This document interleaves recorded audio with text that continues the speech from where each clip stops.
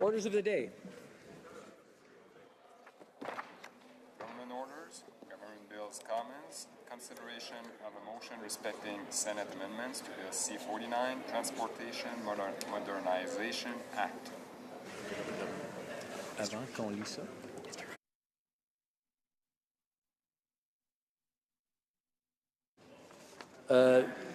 Ms. McKenna for Mr. Bryson Ms. McKenna for Mr. Garneau, seconded by Mr. Sajjan, moves that a message be sent to the Senate to acquaint the honors that this House respectfully disagrees with Amendments 7C and 8 made by the Senate to Bill C-49, an act to amend the Canada Transportation Act and other acts respecting transportation and to make related and consequential amendments to other acts.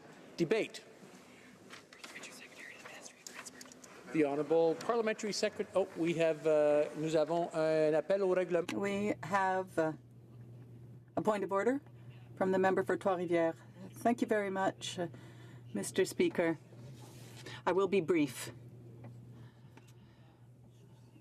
And I'm just standing up to say this for the purpose of consistency.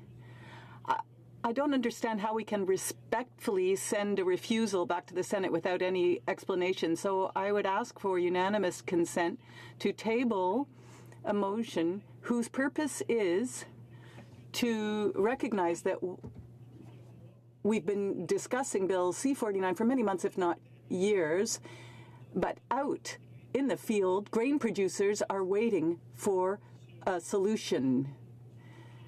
And now we're just going to discuss one aspect. As we know, C-49 has several parts to it. So I would like unanimous consent from this House to move that Amendment 7C and 8 brought forward by the Senate to Bill C-49, an act to amend the Canada Transportation Act and other acts respecting transportation, and to make related and consequential amendments to other acts, be now read a second time and agreed to. L'honorable député. Does the honourable member have unanimous consent for the House to move the motion? Nous avons pas, We do not have unanimous consent. L'honorable secrétaire parlementaire. Honourable Parliamentary Secretary to the Minister of Transport. Thank you, Mr. Speaker, and it's my pleasure to rise today to once again speak to the several benefits to shippers that this historic piece of legislation will provide. Bill C-49 represents a watershed moment for Canada's freight rail sector. It would put in place the right conditions over the long term for a safe, fair, efficient, and transparent freight rail transportation system for the benefits of all users. We understand the concerns of captive rail shippers in the Maritimes, but it is critical that we ensure the continued viability and fluidity of the Eastern Rail network, including through the Montreal area. The proposed amendments from the other place would apply to a significant portion of the tonnage moving on CN's network in New Brunswick and Nova Scotia. Subjecting this traffic to long-haul interswitching could impact the future viability of CN's rail services in Eastern Canada, particularly on the northernmost branch line in New Brunswick, where line abandonment has been threatened in the past. While LHI will not be expanded to allow captive shippers in the Maritimes to access the remedy in Montreal, this bill does make significant improvements in existing remedies that will benefit these same shippers. Shippers in the Maritimes will continue to have access to other shipper remedies contained in the Act, many of which are improved by this bill, including a definition of adequate and suitable rail service, the ability for shippers to seek reciprocal financial penalties in their service agreements, final offer arbitration, and a new anonymous dispute resolution service. Despite the many benefits this bill provides some continue to push for further amendments to the final offer arbitration process, a process that is already highly valued by shippers in its current form. Yet FOA has already been strengthened under Bill C-49 in order to allow shippers to pursue FOA to extend the applicability of an arbitrator's decision from 1 to 2 years, and by raising the financial threshold for pursuing the streamlined summary FOA process for rate disputes from $750,000 to $2 million, therefore allowing more small and medium-sized shippers to use this option. Bill C-49 also requires railways to provide significant new data and performance metrics, including on rates, things that have never been available before. This will improve transparency, which will help shippers in their negotiations with railways. Under the existing legislation, an arbitrator is already allowed to request technical assistance, including costing and legal assistance. There is nothing in the Act that obligates the arbitrator to seek the consent of railways for such assistance, and the arbitrator can hold any failure to disclose information against a railway when coming to a decision. Mr. Speaker, Bill C-49 benefits shippers in a variety of ways.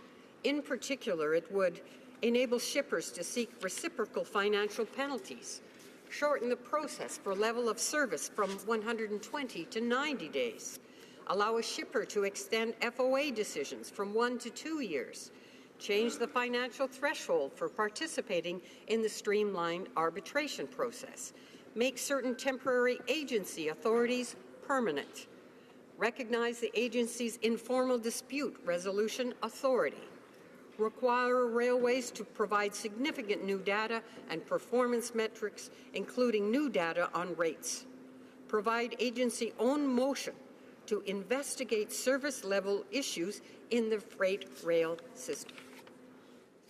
Mr. Speaker, passage of this bill is of the utmost urgency. Grain farmers and shippers are depending on this bill in order to prepare for the coming harvest season. Many stakeholders, including the likes of Alberta Wheat, Alberta Barley, the grain growers, and Cereals Canada, have stressed the need for Bill C-49 to be passed before the summer recess.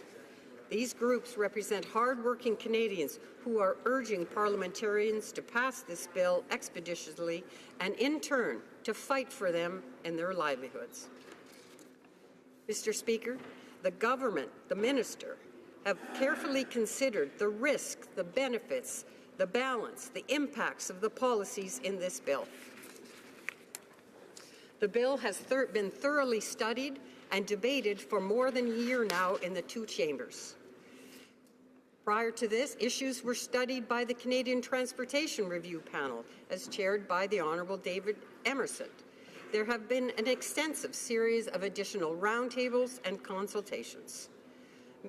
All the input was provided by stakeholders and witnesses were shared with the respective panels and committees.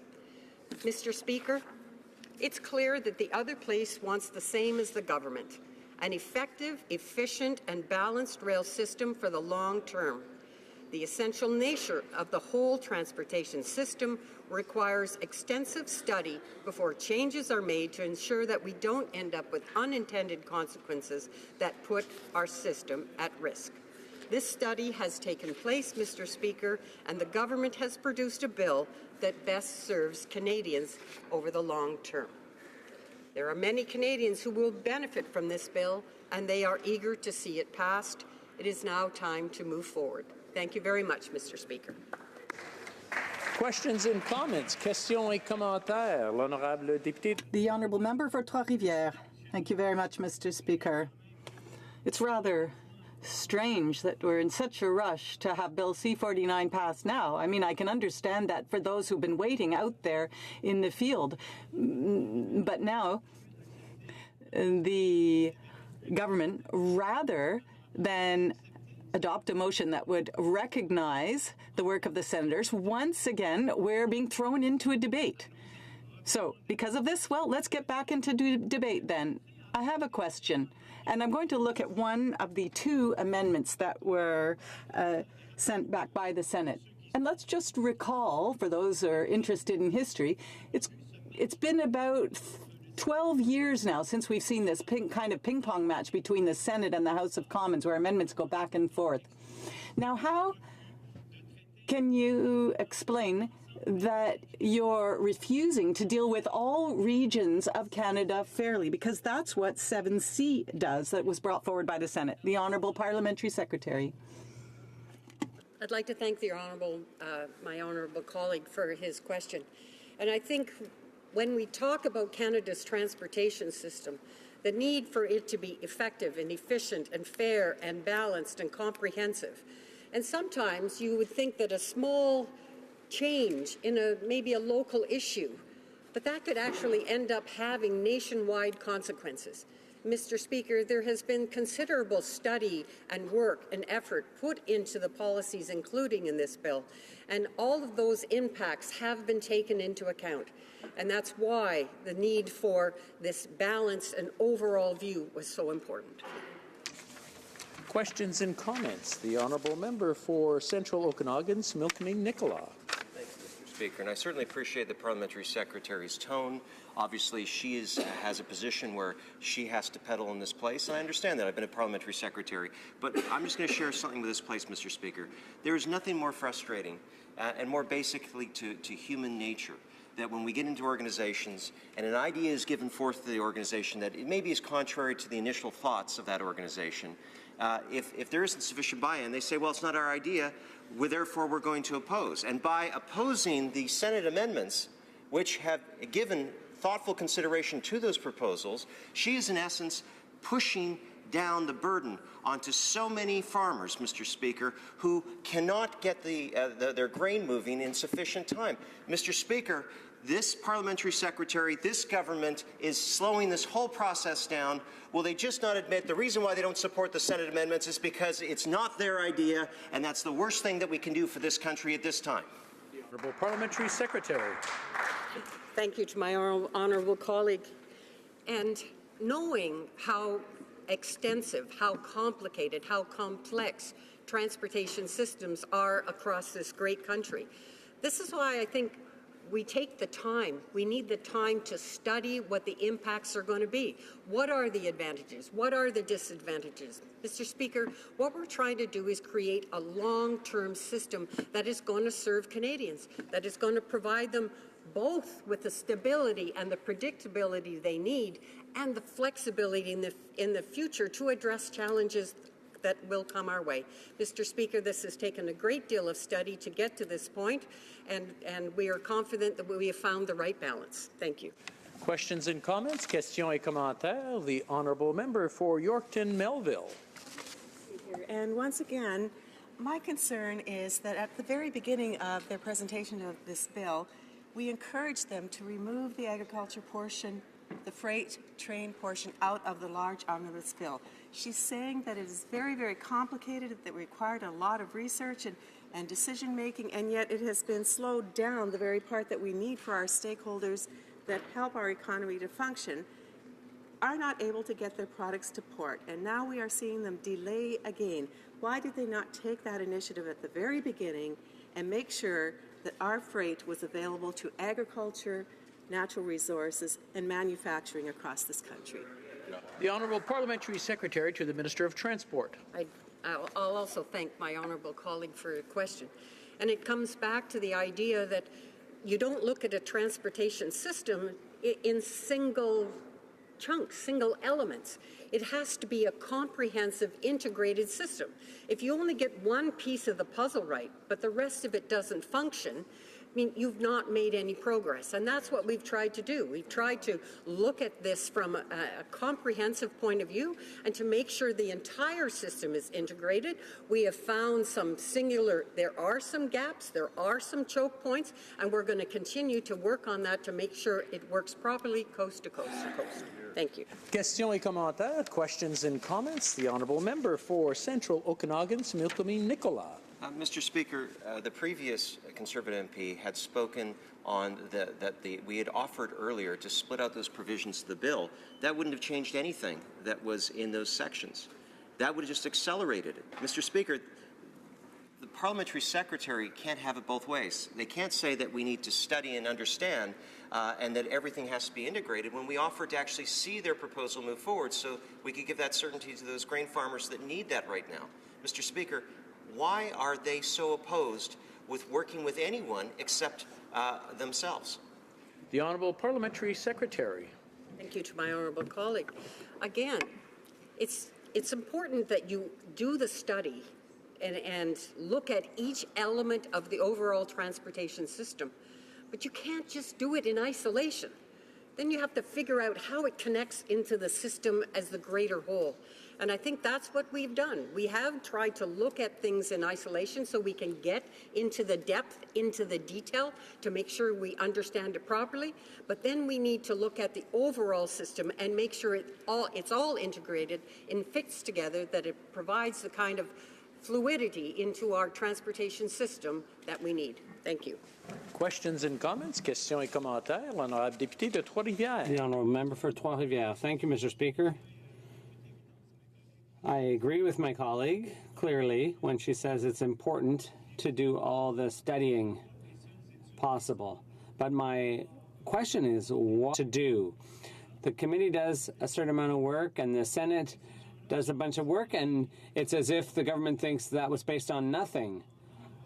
We listened to evidence from witnesses, relevant evidence about all these issues, and made very targeted proposals that put the finger on a specific issue or bring some light to bear on areas where the government might have neglected some considerations. So why are these two amendments being rejected out of hand?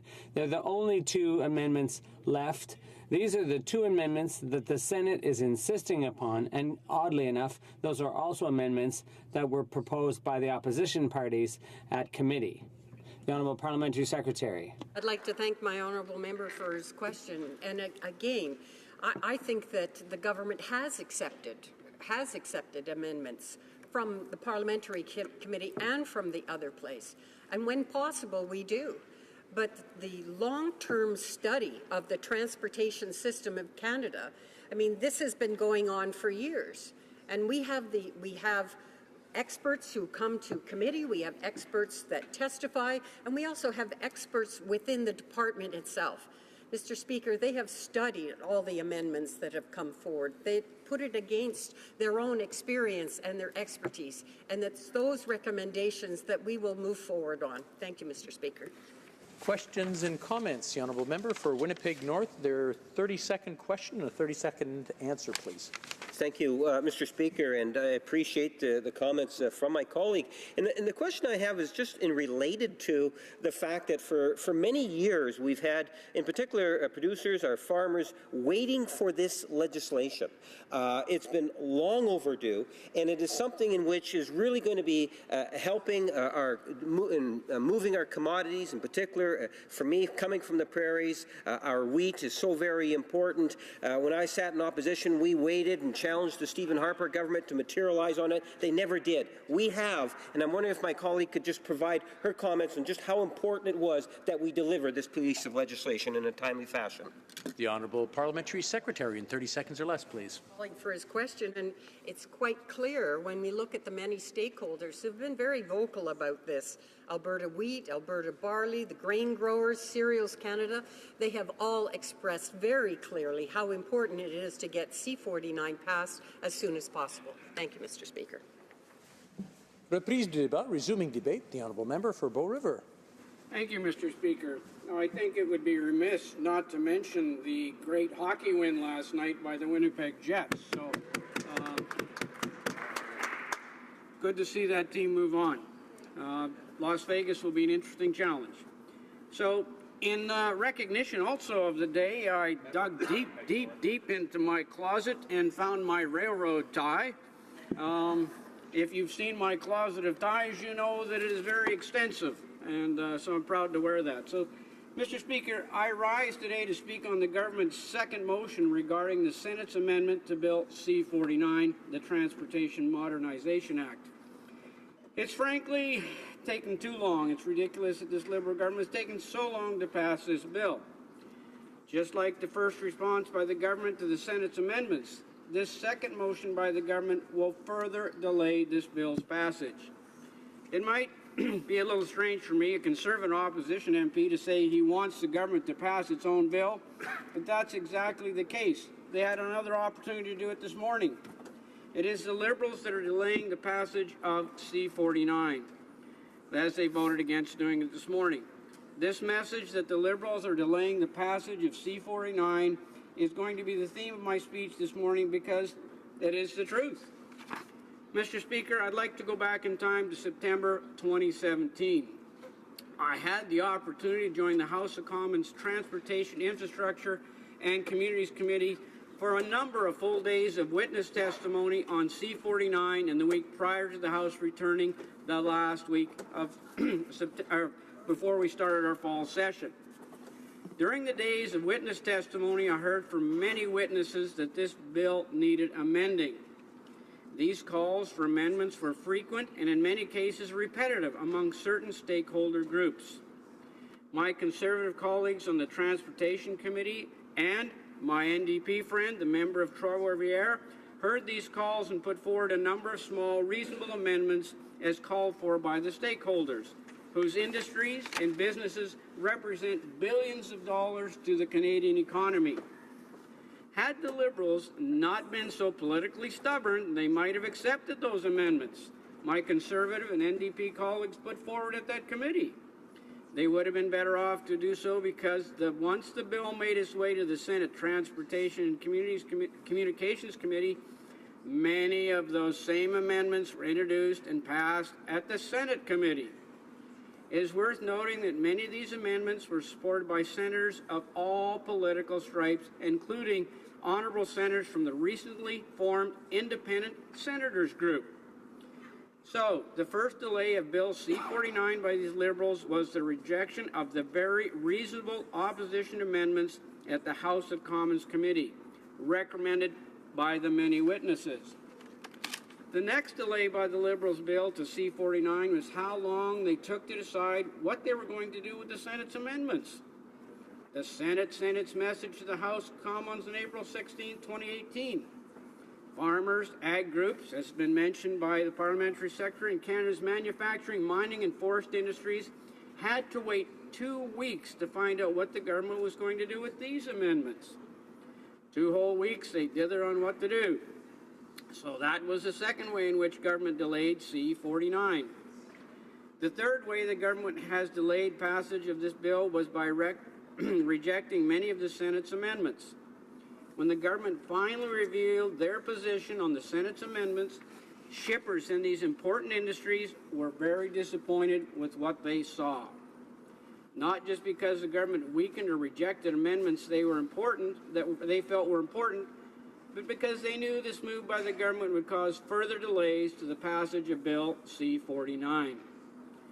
Instead of agreeing with all of the Senate's amendments, which have resulted in quickly sending the bill off for royal assent, the government chose to do a mixture of accepting a few amendments, amending a few others, and rejecting the majority of them. My colleague, the member for Carleton Trail Eagle Creek, who is doing an excellent job of holding this transportation minister to account, proposed an amendment to the government's motion to accept all the Senate's amendments. Had the House adopted my colleague's amendment, the bill would have gone immediately for royal assent, thereby speeding up the passage of C-49. But shock of all shocks, the Liberals delayed their own bill one more time and voted against my colleague's amendment. I think that brings me to 4, the number of times the Liberals have delayed the passage of C-49 in the last 6 months.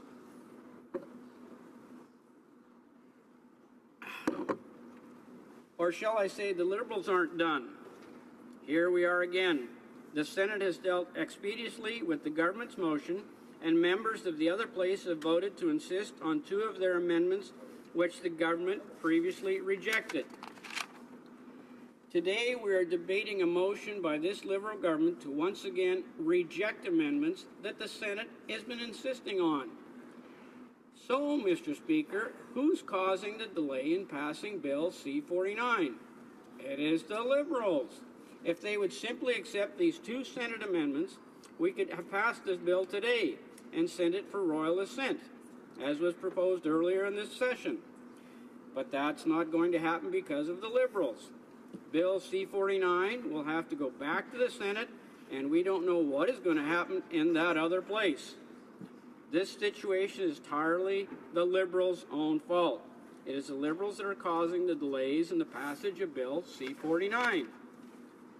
Mr. Speaker, the delays to the passage of C-49, which I've just highlighted, are only the ones which happened since September 2017. For a minute or two, I'd like to jump back further in time and briefly discuss delays caused by the Liberal government that started years ago. Conservatives know that rail transportation system is a vital economic well-being of our country's economy, one of the founding principles that got Confederation to work. But this Prime Minister and his Minister of Transport have been dragging their heels in addressing the serious needs of our country's economy.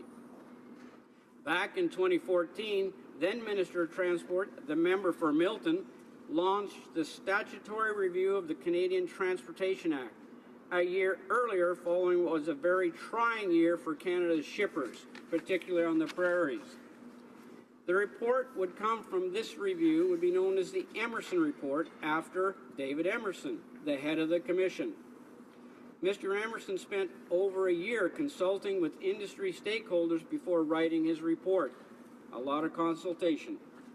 After the Emerson Report was presented to the current Minister of Transportation in December 2015, the minister then took another additional year to consult on the consultations before finally introducing Bill C-49 in May 2017, over 14 months later.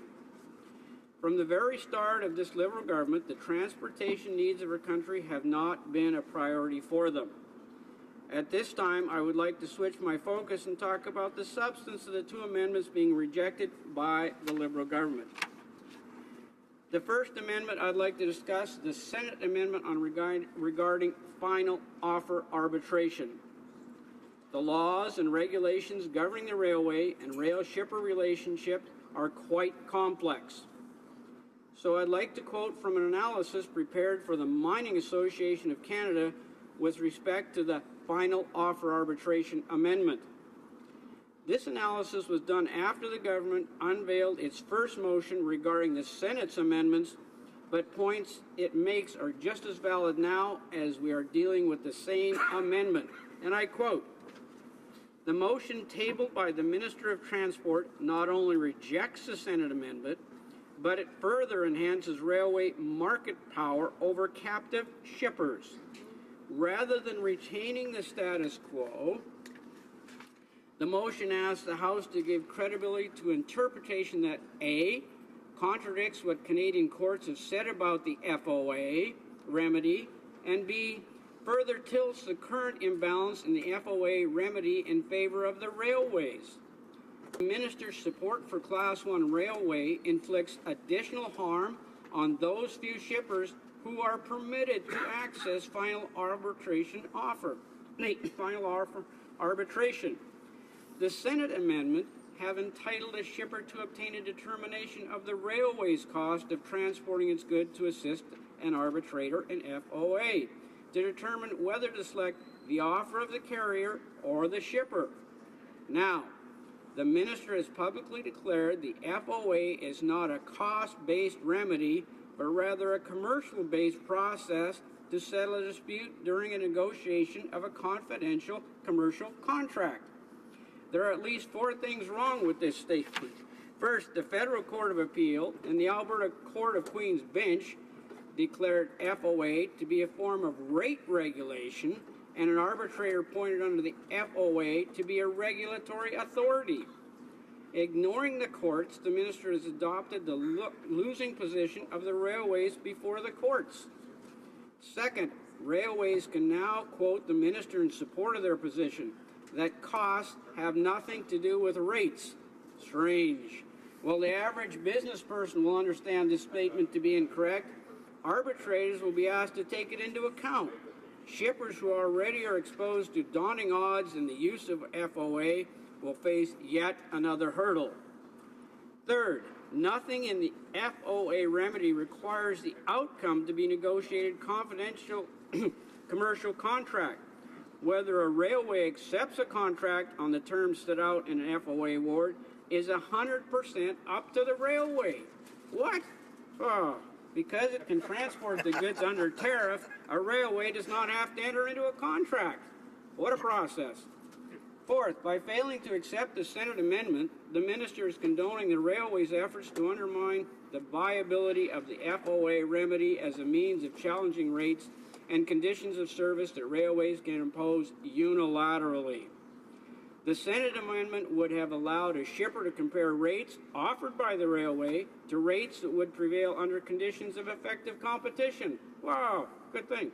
Instead, the government motion will entrench the railway's market power or dominance over shippers who must use the railway to which they are captive for all or part of their shipments to domestic markets. End quote. Thousands of Canadian jobs rely on the mining sector. The mining sector relies on a stable, reliable transportation system to get their products to the customers or to the coast. I could include other quotes from experts and stakeholders regarding the importance of this amendment, but at the sake of time, I've left them out.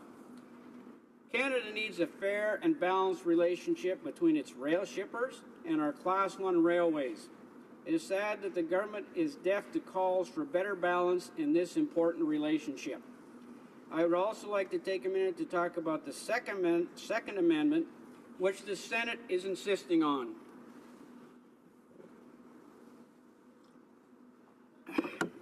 This amendment would allow captive shippers in the Maritimes access to the long-haul interswitching remedy, which this bill will make available to shippers in the other parts of Canada.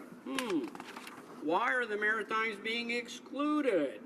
If this remedy is needed, as the government insists in other parts of Canada, why is it not needed in the Maritimes? To phrase the question another way, why must captive maritime shippers be forced to pay a higher shipping costs? Treating Maritimers as unequal partners may be the Prime Minister's definition of cooperative federalism, but it's not ours. I hope that some of my honourable colleagues on the other side of the House who come from the Maritimes will ask the Minister of Transport why their constituents and the industries that support their communities are not worthy of this same remedy. Mr. Speaker, I'm going to wrap this speech up very shortly, but I'll choose by reiterating a point that I made earlier in my speech. Conservatives know that rail transportation system is absolutely vital to the economy and well-being of Canada's economy. It is the two rails of steel that hook our country together and have made our economy strong. Regrettably, I'm not sure the Liberals do. Despite what the Liberals say, their actions don't match their words. Sorry. Stakeholders that we are hearing from are not pleased with this bill. Some stakeholders say this bill will make things even worse. Others say it makes things a little better, but it could have been much better. This morning we are discussing a government motion to reject reasonable Senate amendments to Bill C-49. This move by the government is delaying the passage of their own bill one more time, as they did this morning. In 2019, Canadians will have the opportunity to judge this Liberal government and replace it with a Conservative government that will listen to stakeholders and respect the important role that transportation plays in the Canadian economy. Thank you, Mr. Speaker. Questions and comments. Questions et commentaires. L'honorable député. Honourable Member for Trois-Rivières. Thank you, Mr. Speaker. I'd like to thank my colleague for his speech. I can only agree with him when he said over and over again how inconsistent the Liberals have been. They constantly say it's urgent to pass this legislation, but at every step of the way, they've slowed it down so that it takes even longer. Obviously, there's an inconsistency there. My question is about the two modest amendments, the only two amendments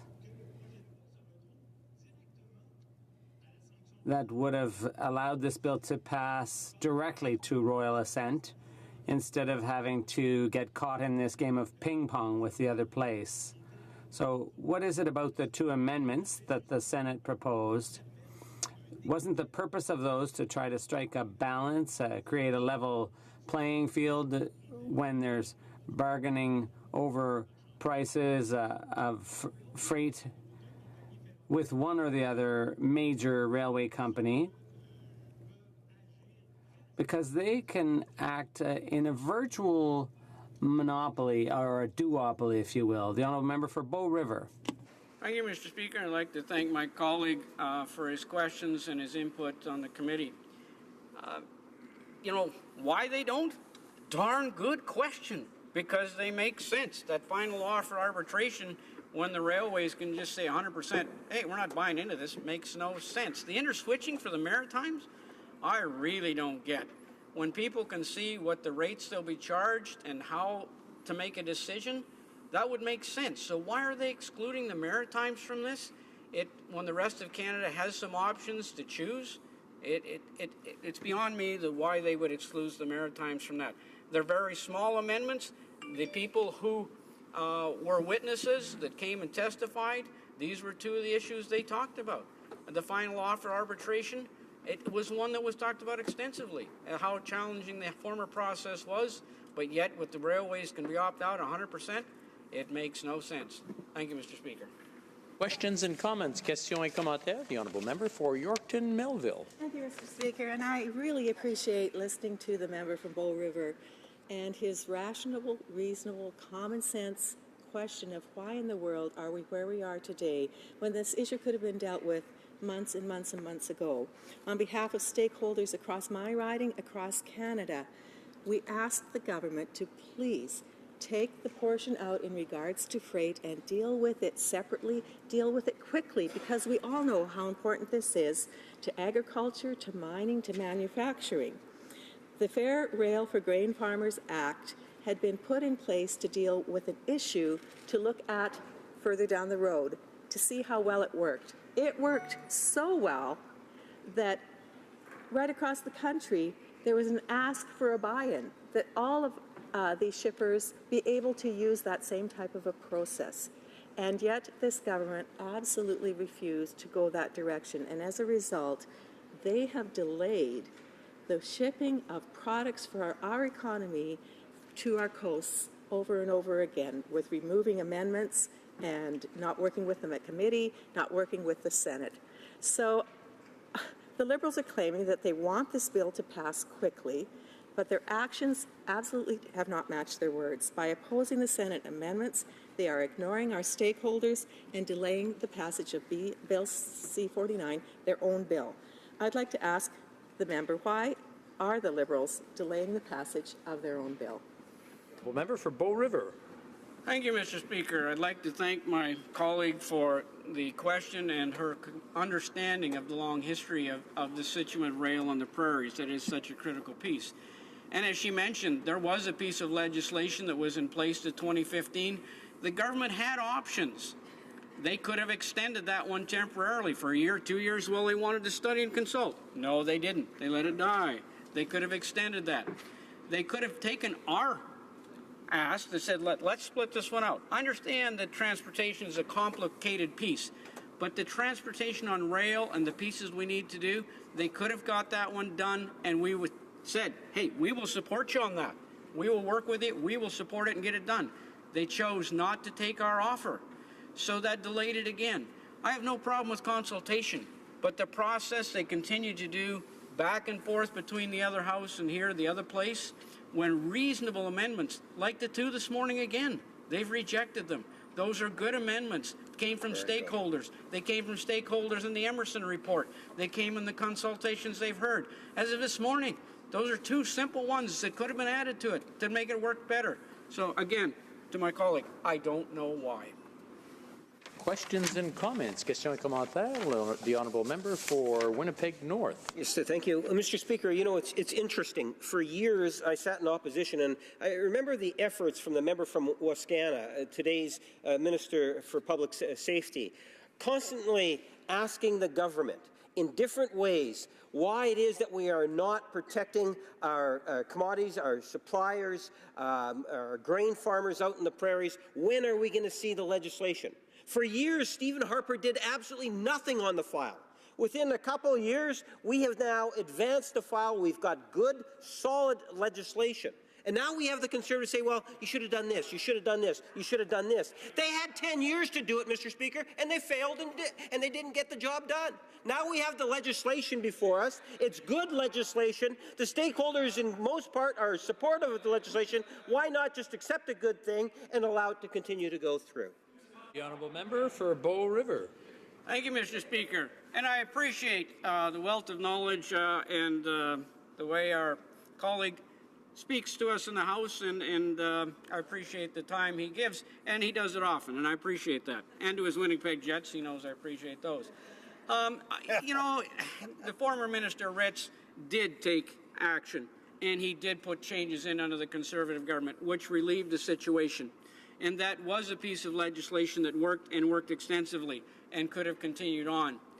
The Emerson report was under the Conservative government, and the consultation was there. It was an excellent report that was placed into the minister's hands on the other side. There was a lot of information there. What was turned down again this morning were two amendments that our witnesses, the organizations, have asked about. There may be many good parts in it, but that would have made it better. Those two amendments would have made it better. So the suggestion that we can't propose amendments that would make legislation improve, that they've got all the answers, I think there was an example with two amendments. We could have made that legislation better, Mr. Speaker. Thank you. Questions and comments? Questions et commentaires? The honourable member for Oshawa. Thank you very much, Mr. Speaker, and I want to thank my colleague for his well thought out and wise speech. I know he comes from an area where the energy sector is really important, and he knows that I come from an area where manufacturing and exporting is really important. And we heard the Prime Minister repeat over and over again that he wants to phase out the oil and gas sector. He did that most recently a few weeks ago in Europe. He also said during the election he wants to transition away from manufacturing. And I was wondering if my colleague could comment on the rail sector and its importance and on our competitiveness. We all know our transportation system is extremely integrated, but by not passing this bill, the Liberals had the opportunity again today to just pass it. But they're not. It seems like they're slowing things down. And I was wondering if you could say what kind of effect is this going to have, kind of the domino effect on our transportation system and our ability to compete internationally, especially at a time like this. Honourable member for Bow River. Thank you, and I'd like to thank the colleague for the question. And when he suggests, you know, manufacturing one, resources another, and he mentions oil and gas, but my particular riding has the 4 largest irrigation districts in Canada. It produces many of the niche crops that we export on market. So grains are important, but we produce many niche crops as well. But we're also putting a lot of oil on rail cars in my riding as well. And then there's manufacturing. There's a lot of manufacturing that you'd be surprised you'd find in mine. If you picked up your suitcase off a luggage rack at an airport, it was probably made in my constituency. So the amount of different things that need the rail, need to move things around is extensive. And that's why the rail system, to have fair market, be able to understand what the costs of railway are, to have inter-switching in the Maritimes so people can see what their costs are, to have final arbitration where it actually works, not the railway just opt out of it if they don't like it. That doesn't make any sense to me. So I appreciate your comment, and right on. Thank you, Mr. Speaker. Resuming debate, reprise du débat, l'honorable député de Trois-Rivières, j'aimerais... The honourable member for Trois-Rivières. The honourable member will have 10 minutes to start his speech, and then we will be moving on to question period. He will have another 10 minutes after question period to finish his speech and to take questions. The honourable member. Thank you very much, Mr. Speaker, for that information. I would like to say that, contrary to the colleague before me, I'm not a huge fan of the Winnipeg Jets. But I have to admit that last night, after their victory, to know that they are the only Canadian team heading towards the Stanley Cup, well, I really did enjoy that, and I hope that they'll bring the Stanley Cup to Canada. After all, it is our national sport. That's all I have to say about hockey. Let's come back to this bill, C-49. You said, Mr. Speaker, that I won't have all of my time before a question period, but I will say that I deliberately chose to not use all of the time granted to me, if only to ensure a certain amount of coherence when we talk about urgency to act. And unfortunately, the Liberals are bringing us back to debate. I hope there's also a symbolic aspect to this, which says we can't speak out of both sides of our mouths. I proposed through motion this morning to send the bill off to royal assent as quickly as possible by passing both minor amendments proposed by the Senate for C-49, and instead we went back to flowery speeches on a bill that has a real impact on the ground for those who are waiting for it to go through. I would like it to be noted in our debates in Hansard the reasons for which the senators insisted on those two amendments that they would like to see us accept, which unfortunately the Liberal government has unfortunately rejected, despite the vocabulary saying that the House respectfully refuses the amendments. I don't see any respect there, if only by looking at it from a vocabulary point of view. I don't understand the justification to refuse these two minor amendments. And here's their justification for refusing them, because it seems important to me to note it. What are the reasons for which the Senate insists on Amendment 7C? Well, the Senate's explanation is because all regions of Canada should be treated equally, with fairness and respect. The House of Commons rejected the Senate amendment because shippers in the Maritimes will continue to have access to other shipper remedies in the Act. As the proposer of the Senate amendment pointed out, this is unfair for the Maritime region since there are roads and therefore other modes of transportation in areas like Prince Rupert and northern Quebec where an exemption is provided. Among the NDP, you'll know, Mr. Speaker, we're not the greatest defenders of the Senate, especially because it is a non-elected Senate. However, as long as we work within this current structure, we have to recognize when work is well done. It is false to insist that an opposition member has the job of opposing everything all the time. The work of a member of the opposition, I will remind you, is not simply to oppose. It is to shed light on aspects that could be improved in a bill in order to make it, in order to bring it closer to perfection. Every bill is perfectible. And the legislative agenda should be open to amendments that make sense. We understand what I'm saying here. These amendments don't just come from out of nowhere. They are the result of many exchanges with specialists at House of Commons committees and senatorial committees. Other reasons for which the Senate is asking, or was asking, because now we have the confirmation that this will be refused, insisted even, for Amendment 8 be included. Once again, I will open quotation marks, because this amendment entitles a shipper to obtain a determination of the railway's cost of transporting its goods, to assist an arbitrator in final offer arbitration, to determine whether to select the offer of the carrier or the shipper. By declaring that final offer arbitration is a commercially based process and not cost-based, the House of Commons has removed that entitlement from the shipper, end quote. It seems to me that the explanation could not be any more clear. We can no longer contest it. When one has arrived at arbitration, whether it be negotiating a contract or negotiating a collective agreement, we need to use the best means possible to come to a fair agreement. We must balance the forces at play.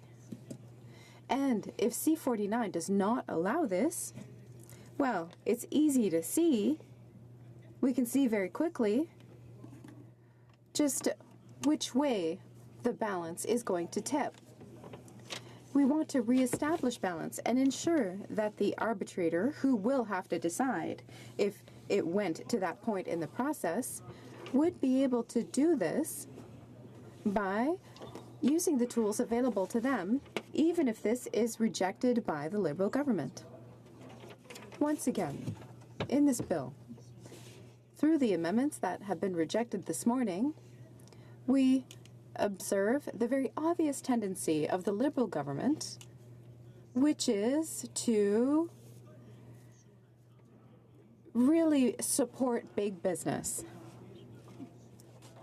who perhaps have more funds available when it's time to collect election campaign donations. Maybe that's the case, maybe it's not. I will let everybody observe the political game, and earlier today we had a debate on C-75, new rules for elections. And once again, we saw how Liberal proposals were able to put money at the heart of citizens' decision-making rather than different ideas for development which are proposed by other parties. But I can come back to C-76 another time.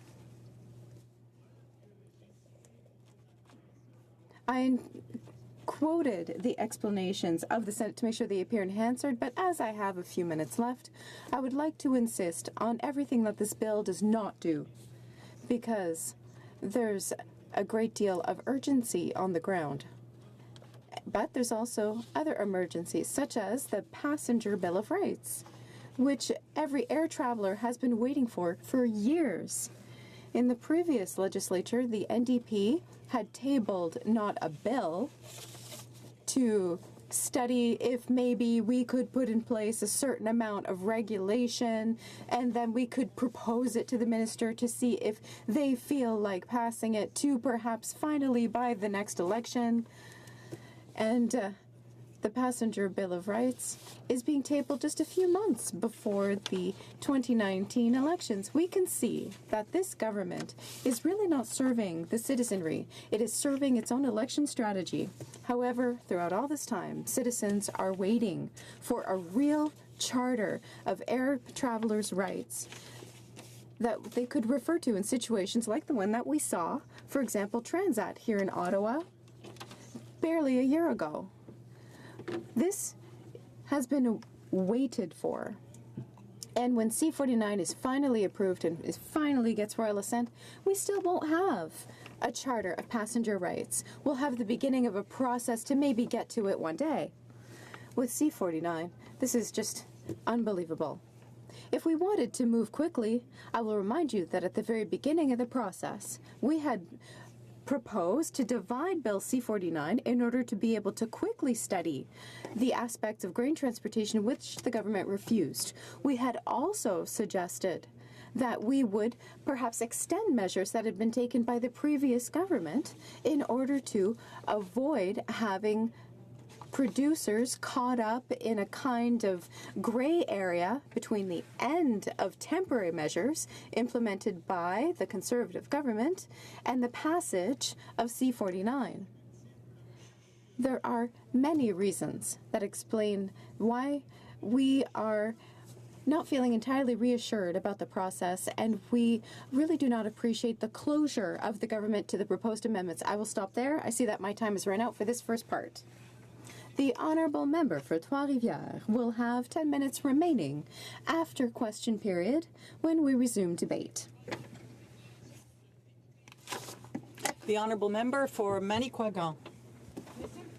Mr. Speaker, today it is with great pride and emotion that I have the pleasure of welcoming to Ottawa a great man from the Côte-Nord, Mr. Denis Grenier, president and founder of Cancer Fermont, and whom I would like to pay tribute to. For more than a decade, this man has been a great leader. He has been a visionary man, a creative man, whose energy and tenacity, like his generosity, have become legendary. And he works night and day without expecting anything in return except the well-being of his community.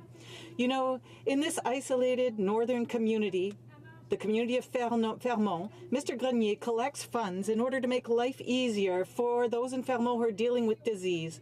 These donations are used to meet the immediate needs of these people, to make treatments accessible, bring families together, and make dreams come true. I hope that Cancer Fermont is known well beyond Fermont, and that it will inspire other men and women to follow his example. On behalf of all the people from Manicouagan, Mr. Grenier, I thank you from the bottom of my heart. Member for Don Valley East. Mr. Speaker, I rise today to congratulate McDonald's Canada on its 25th celebration of McHappy Day. Headquartered in my riding of Don Valley East, McDonald's Canada has been committed to giving back to the community in which they operate. Each year, more than 1,400 McDonald's restaurants across the country celebrate McHappy Day. Since its inception, the event has raised over $66 million for Ronald McDonald House charities and other local children's charities across Canada. The 15 Ronald McDonald Houses provide out-of-town families with a home to stay in while their child is being treated at a nearby hospital. Thank you to all who participated in the McHappy Day. Your support will help families and will further heighten public awareness of the critical role of family-centered care. Thank you, Mr. Speaker. Well, member for Calgary Heritage. Mr. Speaker, you need not travel to Madagascar to watch lemurs leap, nor go to the Antarctica to see penguins play. These creatures and many more thrive at the Calgary Zoo, where lasting contributions to species conservation are made every day. The zoo is renowned for its work in protecting endangered species. Its biologists specialize in the science of species reintroduction and have restored black-footed ferrets to Canada, reintroduced nationally extinct swift foxes, bolstered the greater sage-grouse population, and won awards for protecting endangered whooping cranes. And just this week, the Calgary Zoo has become the place to watch pandas play. The pandas Arshan and Dao Mao and their cuddly cubs have taken up residence in a special habitat designed to meet their every need. Mr. Speaker, Canada is fortunate to have the experts at the Calgary Zoo contributing to species recovery teams and working toward wildlife conservation at home and around the world. The honourable member for Hull-Elmer. Thank you, Mr. Speaker. Mr. Speaker, May 17th will be International Neurofibromatosis Awareness Day. This hereditary disease is the most common and least well-known neurological disorder. Yet, one person out of every 2,500, more than 10,000 Canadians live with this disease that affects skin and the nervous and bone systems. I'd like to salute the hard work of a few organizations like the Association de la Neurofibromatose du Québec, which work here to support people suffering from this disease, especially in my riding of Hull-Elmer. On May 17th, around the world, communities will light significant buildings in blue and green to raise awareness about NF.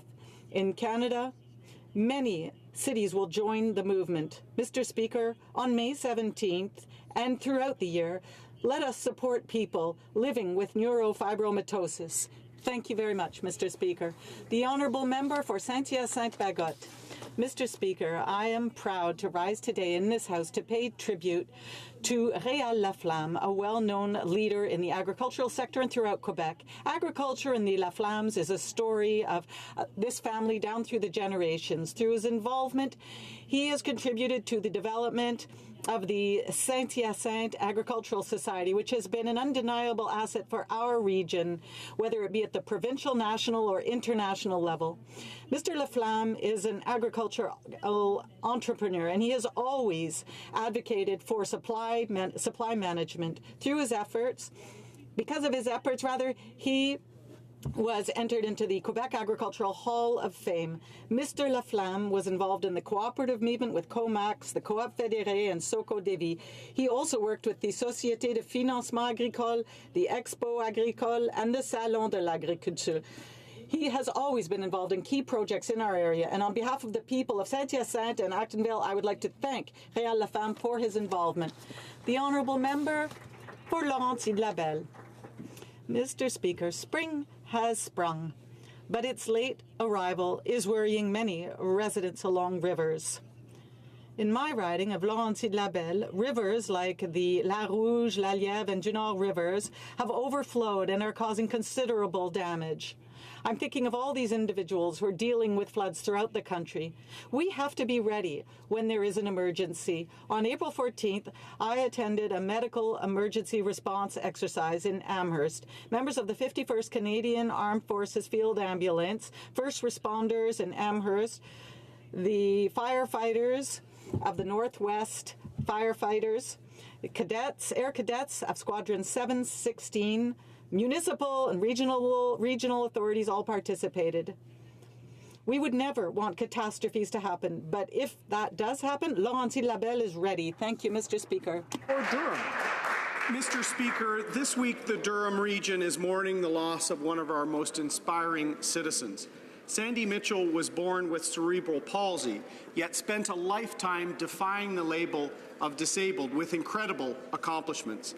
He was a three-time equestrian Paralympian who competed into his 60s and founded the Windreach Farm in Ashburn almost 30 years ago. Sandy dedicated his life and earnings to helping other Canadians achieve great things in the face of adversity. Sandy and the amazing team at Windreach have helped thousands of families heal, learn, and grow their confidence. Windreach is a welcome place to all. They help people with autism and a range of physical and intellectual disabilities. In partnership with Wounded Warriors and Camp Praxis, I was proud to join Sandy and the Windreach team as they launched equine therapy programming for veterans and their families. A member of the Order of the British Empire, even the Queen recognized how remarkable Sandy Mitchell was. But, Mr. Speaker, what was most special to our community is that Sandy always saw the potential in everyone. What an incredible legacy. The Honourable Member for Sydney Victoria. Thank you, Mr. Speaker. Today I stand to recognize all mothers, whom we'll be celebrating on Sunday. It will be my first Mother's Day without my mom.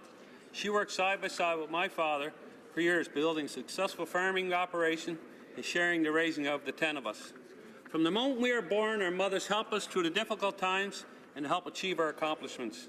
I'd like to recognize my wife, Pam, who not only did a wonderful job to help raise our 4 children, she also worked beside me on the farm and in politics, and now continues to help raise our 6 beautiful grandchildren.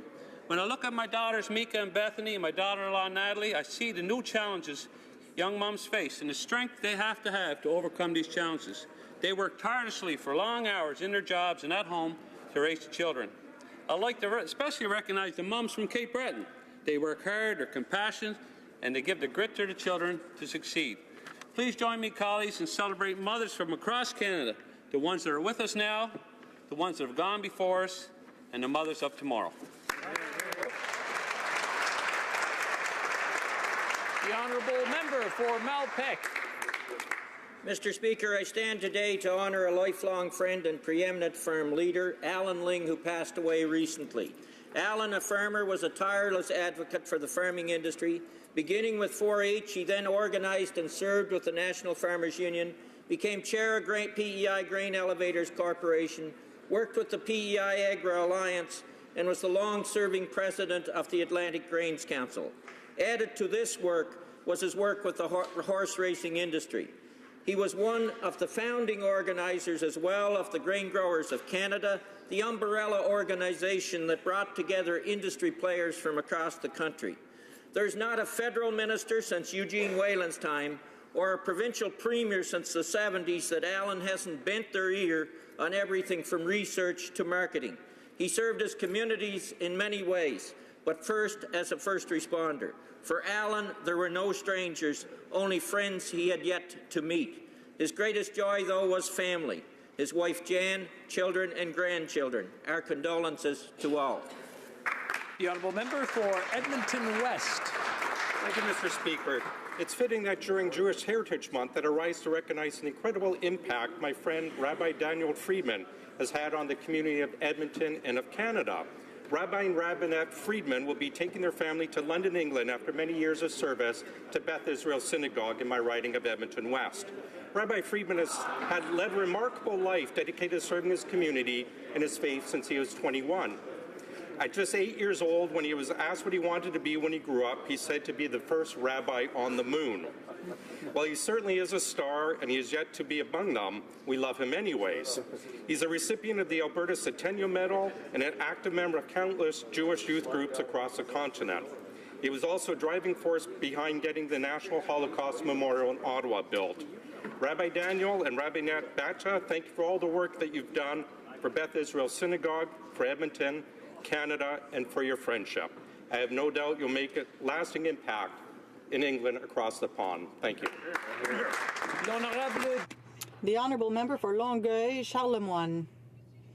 Mr. Speaker, on April 28th, I met with members and friends of the Optimist Club of La Flèche to celebrate their 50 years of involvement and commitment in Longueuil, Charlemagne.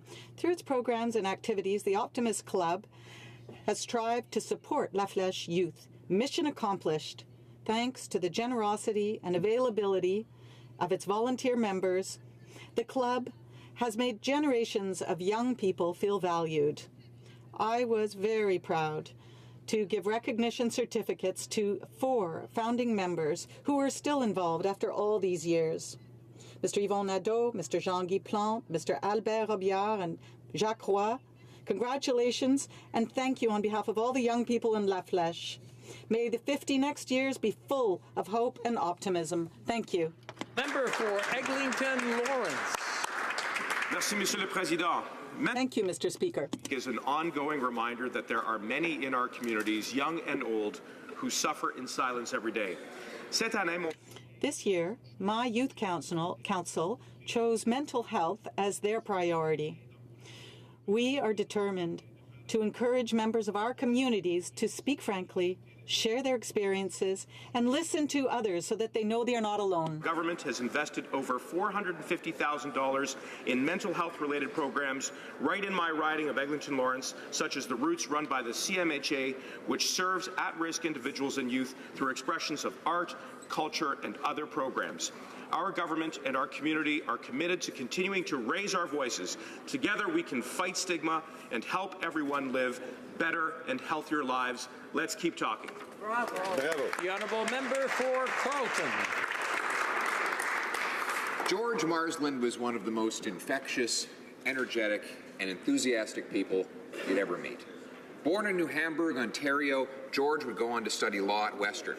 Soon afterwards, he got the attention of Brian Mulroney's leadership campaign team and eventually was tapped as a staff member in the Prime Minister's office.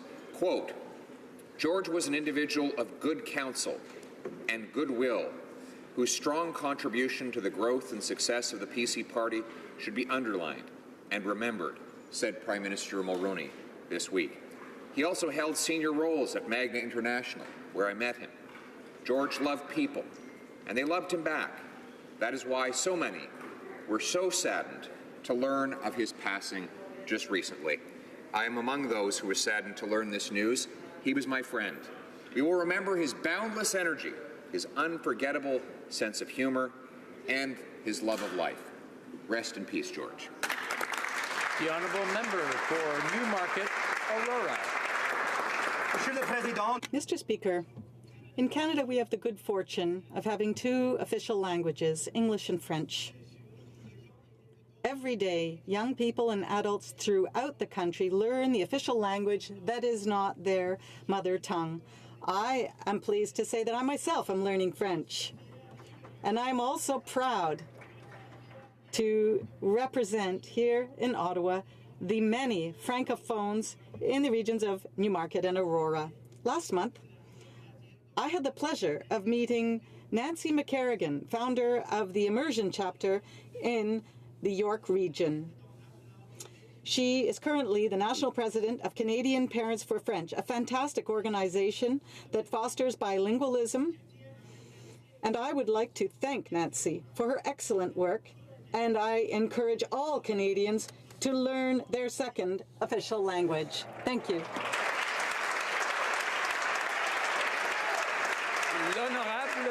The Honourable Member for Abitibi J. James Nunavut AU. Mr. Speaker, with Mother's Day fast approaching, allow me to take this opportunity to pay tribute to mine and especially thank her.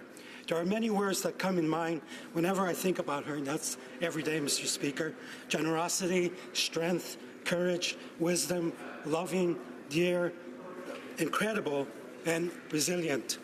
Those who know her will agree, with some 17 children, 54 grandchildren, 141 great-grandchildren, 13 great-great-grandchildren, and 3 more on the way. I could never imagine, Mr. Speaker, the joy of having us was shattered with pain as she watched helplessly the majority of her children taken away for residential school. I know, Mr. Speaker, a simple miigwech will never be enough. But I also want to say to her something she already knows. I love you from the bottom of my heart, Mommy.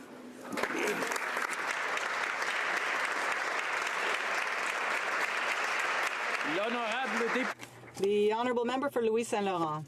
Mr. Speaker, Bill C-75 amends the Criminal Code extensively.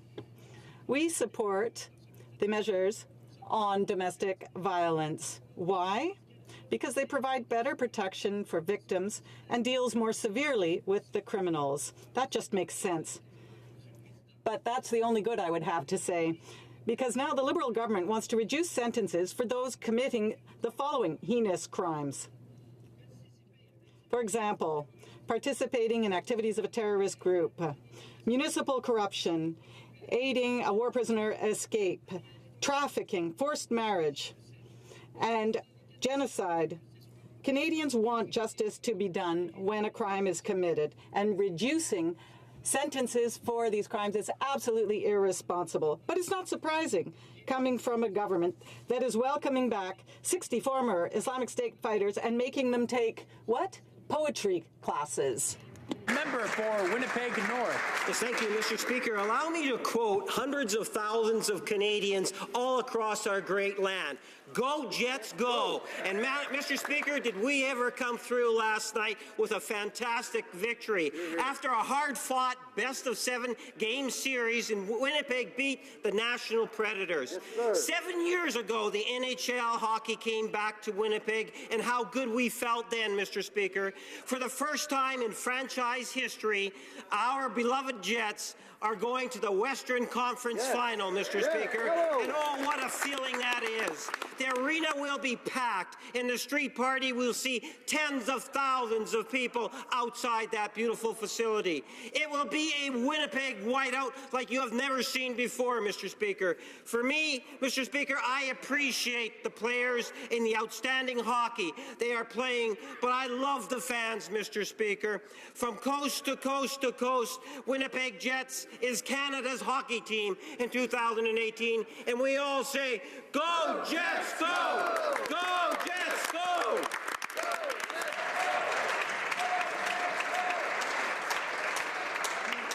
Oral questions. Question orale. The Honourable Member for Caribou Prince George.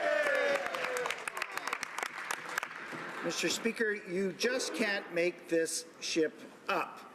While Canadian boats are tied up at dock, the Five Nations application unbelievably included using a foreign vessel they hadn't even secured. Yesterday, the Massachusetts-based owner of the vessel confirmed that he declined their offer before the application was even submitted. With everything we know about this issue, the family connections, the Liberal Party members benefiting, the falsified Five Nations proposal, will the minister restart the process and recuse himself? The Honourable Parliamentary Secretary to the Minister of Fisheries and Oceans. Mr. Speaker, the fact that there is a new participant in the surf clam fishery should be no surprise to the Conservatives across the way. The fact is that they started a process 3 years ago to accomplish the exact same thing. The big difference being, unlike the previous government, we had a robust process that included Indigenous people. And we are proud that we picked the best proposal. And we decided that we picked the proposal that would benefit the greatest number of Atlantic Canadians, including Indigenous partners from 4 Atlantic provinces and Quebec, Mr. Speaker. The Honourable Member for Caribou Prince George. Holy shit, Mr. Speaker. The decision to award the lucrative surf clam quota to Five Nations is just another example of these Liberals rewarding their friends and family. Which Liberal MP from the Rock will call my friend Edgar and explain why his son is losing his job? Which Liberal MP from the Rock will call Grand Bank and explain why they won't fight for Newfoundland jobs? The Honourable Parliamentary Secretary. Mr. Speaker, I am proud of the good work that our hardworking members from Newfoundland and Labrador do every single day, in particular the member from Bonavista, Beer and Trinity, who has been in constant contact with the Minister. But also I've been pleased to meet with the entire Newfoundland and Labrador caucus, individually and as a group, on many occasions to work on many innovative solutions to challenges in the province. There is no doubt that the people of Newfoundland and Labrador have some of the strongest federal representatives in the country, Mr. Speaker. The Honourable Member for Caribou Prince George. They also have the highest unemployment rate. Mr. Speaker, the minister was aware of the glaring weaknesses in the Five Nations proposal, yet he ordered DFO to give them the license anyway. Despite the departmental analysis pointing out the flaws, he gave it to Liberal family and friends at the expense of the community of Grand Bank. How can his Liberal colleagues on the Rock face their constituents knowing full well the minister failed to apply the bid criteria fairly and in an open and transparent manner? Parliamentary Secretary. Mr. Speaker, our decision to introduce Indigenous participation is consistent with our government's commitment to developing a renewed relationship with Canada and Indigenous peoples. The Minister made his decision to allow for increased Indigenous participation in this fishery, and we reject any claim to the contrary in the strongest of terms, Mr. Speaker. Our government is proud of this decision and will continue to focus on how it will directly benefit First Nations communities across Atlantic Canada and in Quebec, Mr. Speaker.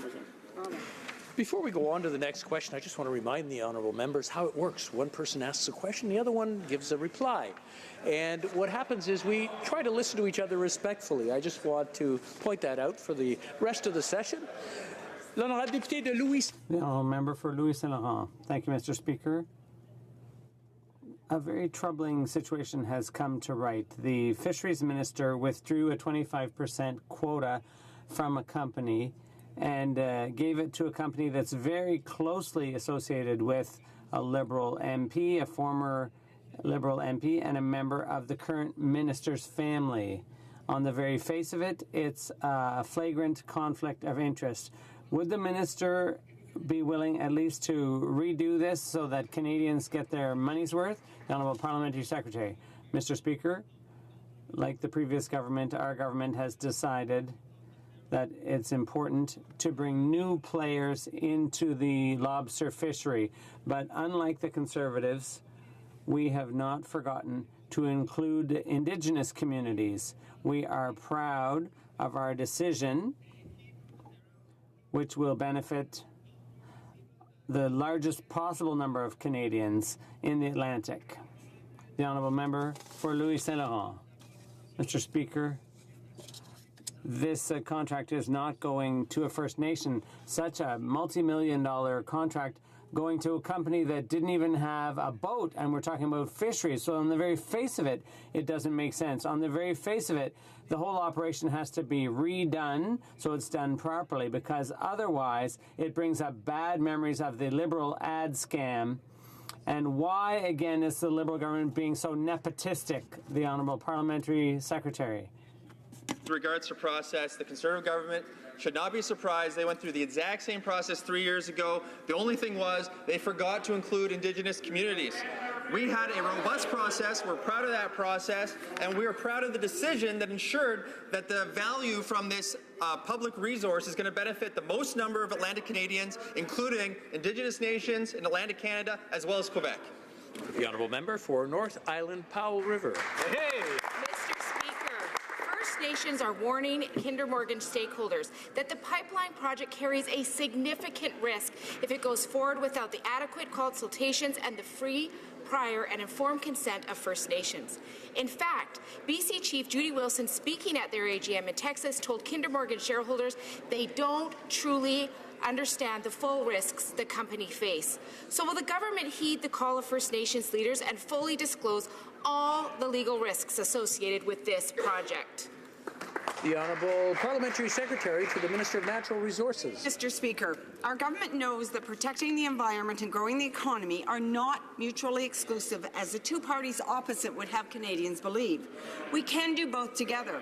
The true failure of leadership here is the inability of the leader of the third party to unite his party around a project in the national interest. We will stand up for the environment, for Canadian workers, and we will get this project built. Thank you, Mr. Speaker. The honourable member for North Island Powell River. Mr. Speaker, if this government's understanding of the national interest is to ignore their constitutional obligations towards Indigenous people, then they should just say it. The reality is this project is facing increasing opposition from First Nations and environmental groups, and the government must respect Section 35 of the Constitution and the UN Declaration on the Rights of Indigenous People. Will the government finally admit that the approval process for Kinder Morgan was deeply flawed all along? The Honourable Parliamentary Secretary. Thank you, Mr. Speaker, and I will remind the member opposite that there are 43 Indigenous communities who have signed impact benefit agreements, 33 of which are in the province of British Columbia. The TMX project is of vital strategic interest to Canada, and it will be built. Our government has initiated formal financial discussions with Kinder Morgan, the result of which will be to remove uncertainty overhanging the project. We are actively pursuing legislative options that will assert and reinforce the federal jurisdiction in this matter, which we know we clearly have. Protecting our environment and growing our economy are not opposing values, Mr. Speaker. Honourable member for Abitibi, James Bay, Nunavik, AU. Mr. Speaker, 2 First Nations chiefs from BC attended the Kinder Morgan AGM in Texas. It took just one presentation for them to convince Kinder Morgan shareholders of the risks to their community stemming from this project. That led shareholders to ask for more information about the standards and environmental risks of this project. The federal government has not been so receptive. Why are Indigenous communities getting more attention and action from Kinder Morgan shareholders than from their own government? The Honourable Parliamentary Secretary. Thank you, Mr. Speaker. The NEP's recommendation was based on the participation of 400 interveners, 1,250 commentators, and extensive scientific and technical evidence. But we went further, Mr. Speaker. We extended consultation and struck a ministerial panel. The panel heard from an additional 650 Canadians at 44 public meetings. They received over 20,000 online submissions and had more than 30,000 responses to their online questionnaire. This project was the subject of the most exhaustive review of any pipeline in Canadian history. The honourable member for Abitibi, James Bay, Nunavik, AU. Mr. Speaker, since the very beginning of this project, there's been a lot of opposition from Indigenous communities, despite what the Parliamentary Secretary is saying today. And the only thing the government has responded is that they conducted historic consultations that were purely symbolic and rigged. So what's the point in saying that that the government's most important relationship is with Indigenous communities if the government doesn't respect their fundamental rights under Section 35 of the Constitution? Secretary. Thank you, Mr. Speaker. Our government is taking action in creating thousands of good-paying middle-class jobs in the energy sector. Some new Democratic New Democrats believe, as we do, that pipeline approval and climate action are not competing interests but shared priorities. NDP Premier Rachel Notley said, and I quote, "We don't have to make a choice between building the environment and building the economy." NDP Deputy Premier Sarah Hoffman said, "We saw what happened with Conservative governments in the past who moved forward on a do-nothing approach.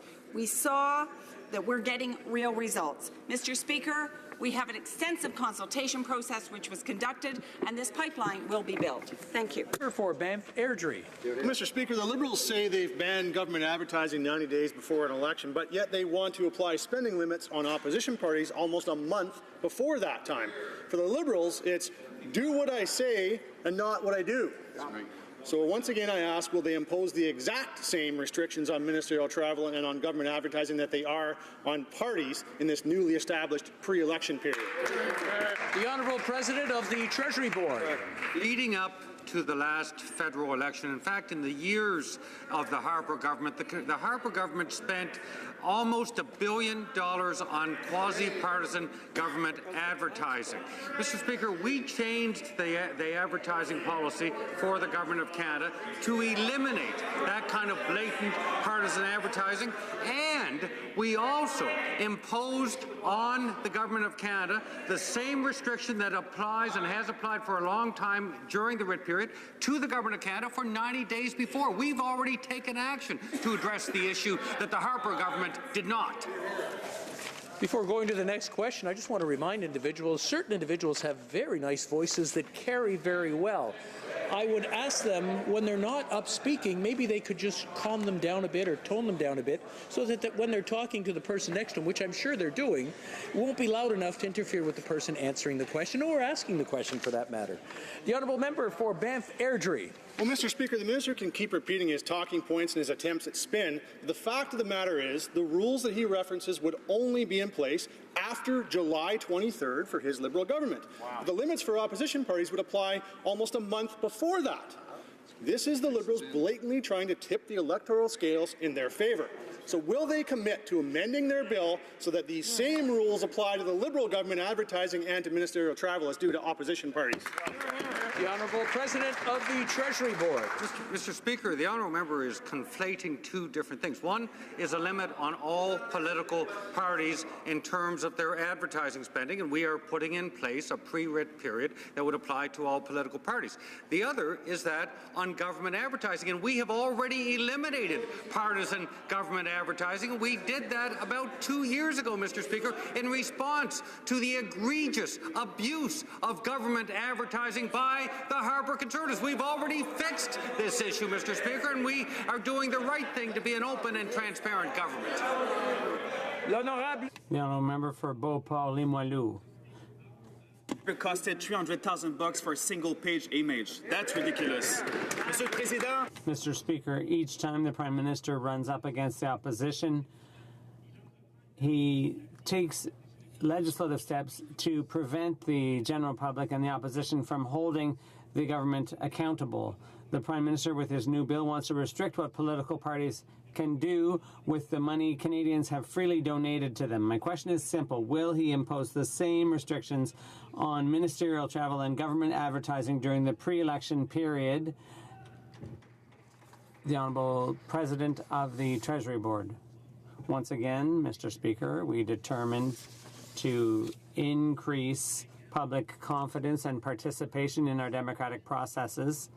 This legislation will make elections more accessible, will make the election process more secure and transparent, and it will enhance the privacy protections for Canadians. We're looking forward to working with all members to create a more open and transparent system. Mr. Speaker, the Liberal election changes are purposely vague and leave Canadians wondering what their true motive is. In it, Liberals are telling young Canadians between 14 and 17, you don't have to tell your parents that you've given all your personal information away to a government agency.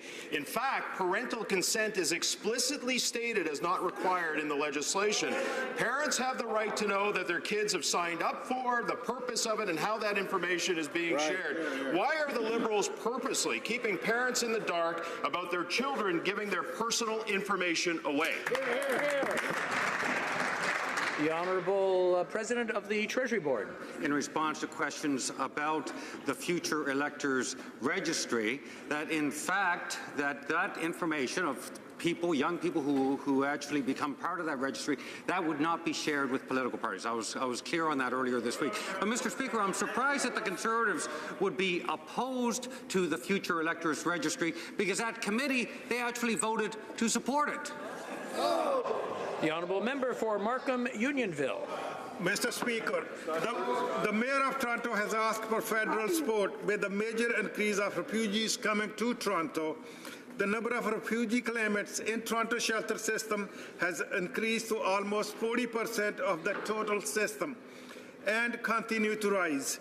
There is a strain of food banks and the city's programs are reaching their limits. Does the Prime Minister think it is fair that Toronto has to pay for his failure? Thank you. The Honourable Parliamentary Secretary to the Minister of Immigration. Merci, Monsieur le Président. C'est drôle un peu. Thank you, Mr. Speaker. It's funny to hear the Conservatives lecturing us when they made such huge cuts to border security. We are determined to protect Canadians' safety. Anyone crossing the border irregularly will be examined very closely, and we are working with our municipalities in various areas and various facilities to manage the situation. We have a task force in place, and we are going to look for solutions in terms of settling people, and we will continue to make that effort. Mr. Speaker, we continue to see a major increase in the number of people crossing the border illegally. These huge numbers are end up in shelters, displacing homeless men and women who need access. How is it fair that our society's most vulnerable have to forego shelter to make room for these refugee claimants who are fleeing the safety of the United States? The Honourable Parliamentary Secretary to the Minister of Immigration, Refugees and Citizenship. Thank you, Mr. Speaker. It's again ironic to hear the opposition mixing apples and oranges. The American system is very different from ours. The refugee stream is very different from the immigration stream. They're not the same. It's very disappointing. They shouldn't be mixed up. We're working with various partners on the ground. We're dealing with the service providers, housing and shelter providers. We have a task force in place. We're working with the province of Ontario and Quebec. And I'd like to thank all our partners who are helping us find solutions, proactive solutions to this situation. Thank you, Mr. Speaker. Now, a member for Saint-Hyacinthe-Bagot. Mr. Speaker, this week the minister, after meeting representatives of over 2 million citizens, calling for enhanced EI6 benefits. But the next day, the Liberals on the committee rejected out of hand a motion recommended by experts and those affected to increase sick benefits, and they simply refused to vote. Why are the Liberals once again saying one thing and doing the opposite? The Honourable Parliamentary Secretary to the Minister of Families, Children and Social Development. Thank you very much for the question, Mr. Speaker. The reality is that since taking office, we have made EI more accessible, we have made it more flexible, and we have made it easier to achieve working while on benefit, as well as extending some of the sick benefits to Canadians. EI is there to help Canadians get through illness. It's there to help them get through downturns in the economy. We have improved the system. We continue to focus on this issue, and we will have more to report on this in the near future. Now, member for Saint-Hyacinthe-Bagot. Mr. Speaker, after the comments from some members of the House earlier this week, it's clear that the fight for women's rights is not over. It's not enough for the government to say they believe in women's rights to choose when there are still Canadian women who don't have access to abortion. You can't use women as political tools. When will the government take action and make sure that all Canadian women can exercise their right to choose? Parliamentary Secretary to the Minister of Safety. Thank you, Mr. Speaker. Our government will always support a woman's right to choose. And we believe that a woman should have access to the reproductive health options no matter where she lives in this country. We recognize that access to these services varies across the country, and we have made less restrictive, and more available in the Canadian market, and many provinces and territories are now, in fact, reimbursing for that drug. Mr. Speaker, we commit to continue to examine ways to improve the access to reproductive services for all Canadian women. The honourable member for Charlesbourg, Haute-Saint-Charles. Mr. Speaker, a terrorist from Islamic State who came to Canada in recent years recently gave an interview to the New York Times, a webcast or a podcast. The person said they'd worked to enforce Sharia law in Syria, and he clearly admitted having killed prisoners, ISIS prisoners, and smelled blood on his fingers, and he was proud of this. Why is this person allowed to circulate freely on our streets instead of being behind bars? The Honourable Minister of Public Safety. The first objective of the Government of Canada in dealing with that kind of a situation is obviously arrest and prosecution. The security and police agencies of this country do an extraordinary job in identifying individuals that pose a risk to the public and taking the appropriate action to make sure that Canadians are safe. The honourable gentleman knows that I cannot comment on individual cases here in the House of Commons, but Canadians need to be assured that their police and security agencies are doing everything, I repeat, everything necessary to keep them safe. Honourable member for Charlesbourg, Haute-Saint-Charles. Mr. Speaker, I'd like to remind everyone that the Prime Minister gave this terrorist special treatment, and this person was able to do a podcast, and let's not forget about the $1 million check. This person is allowed to circulate freely on the streets of Toronto, even though he admits being a terrorist and being a sadistic ISIS enforcer and treating people like animals, allowing people from this group back into the country. What's the Prime Minister going to do about it? The Honourable Minister of Public Safety. No special treatment. When the security and police agencies are pursuing these individuals, they use surveillance and investigations, they use criminal charges and prosecutions, peace bonds, criminal code listings, no-fly listings, hoisting passports, threat reduction measures under the CSIS Act when that is appropriate.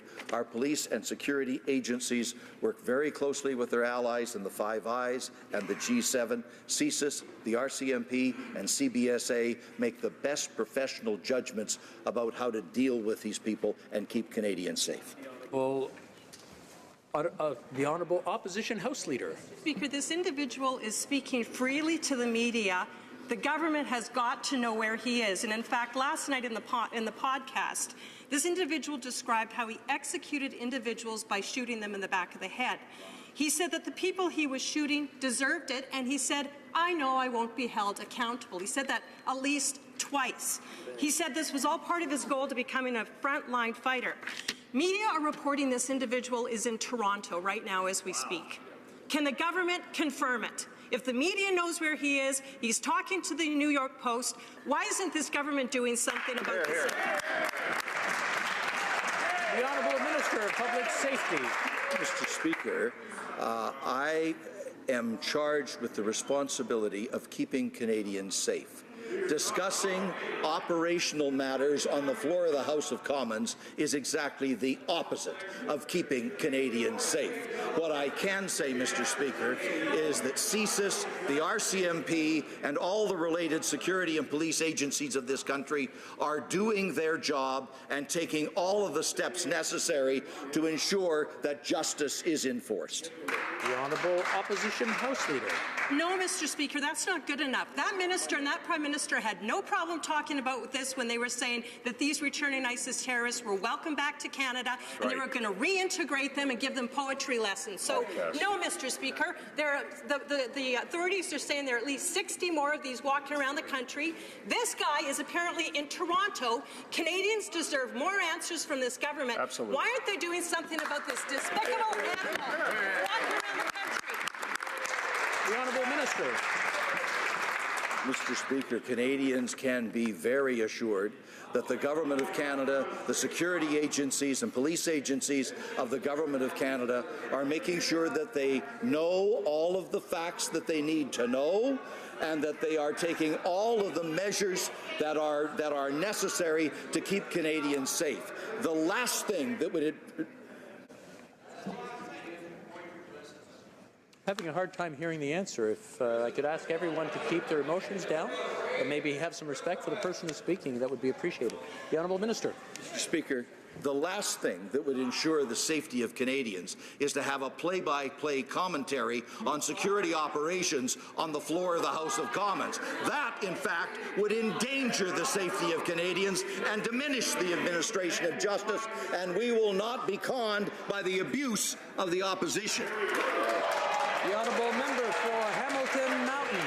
Mr. Speaker, it's been 3 months since the budget promised that feedback from pensioners, workers and companies would be gathered, and yet nothing has been done. Okay.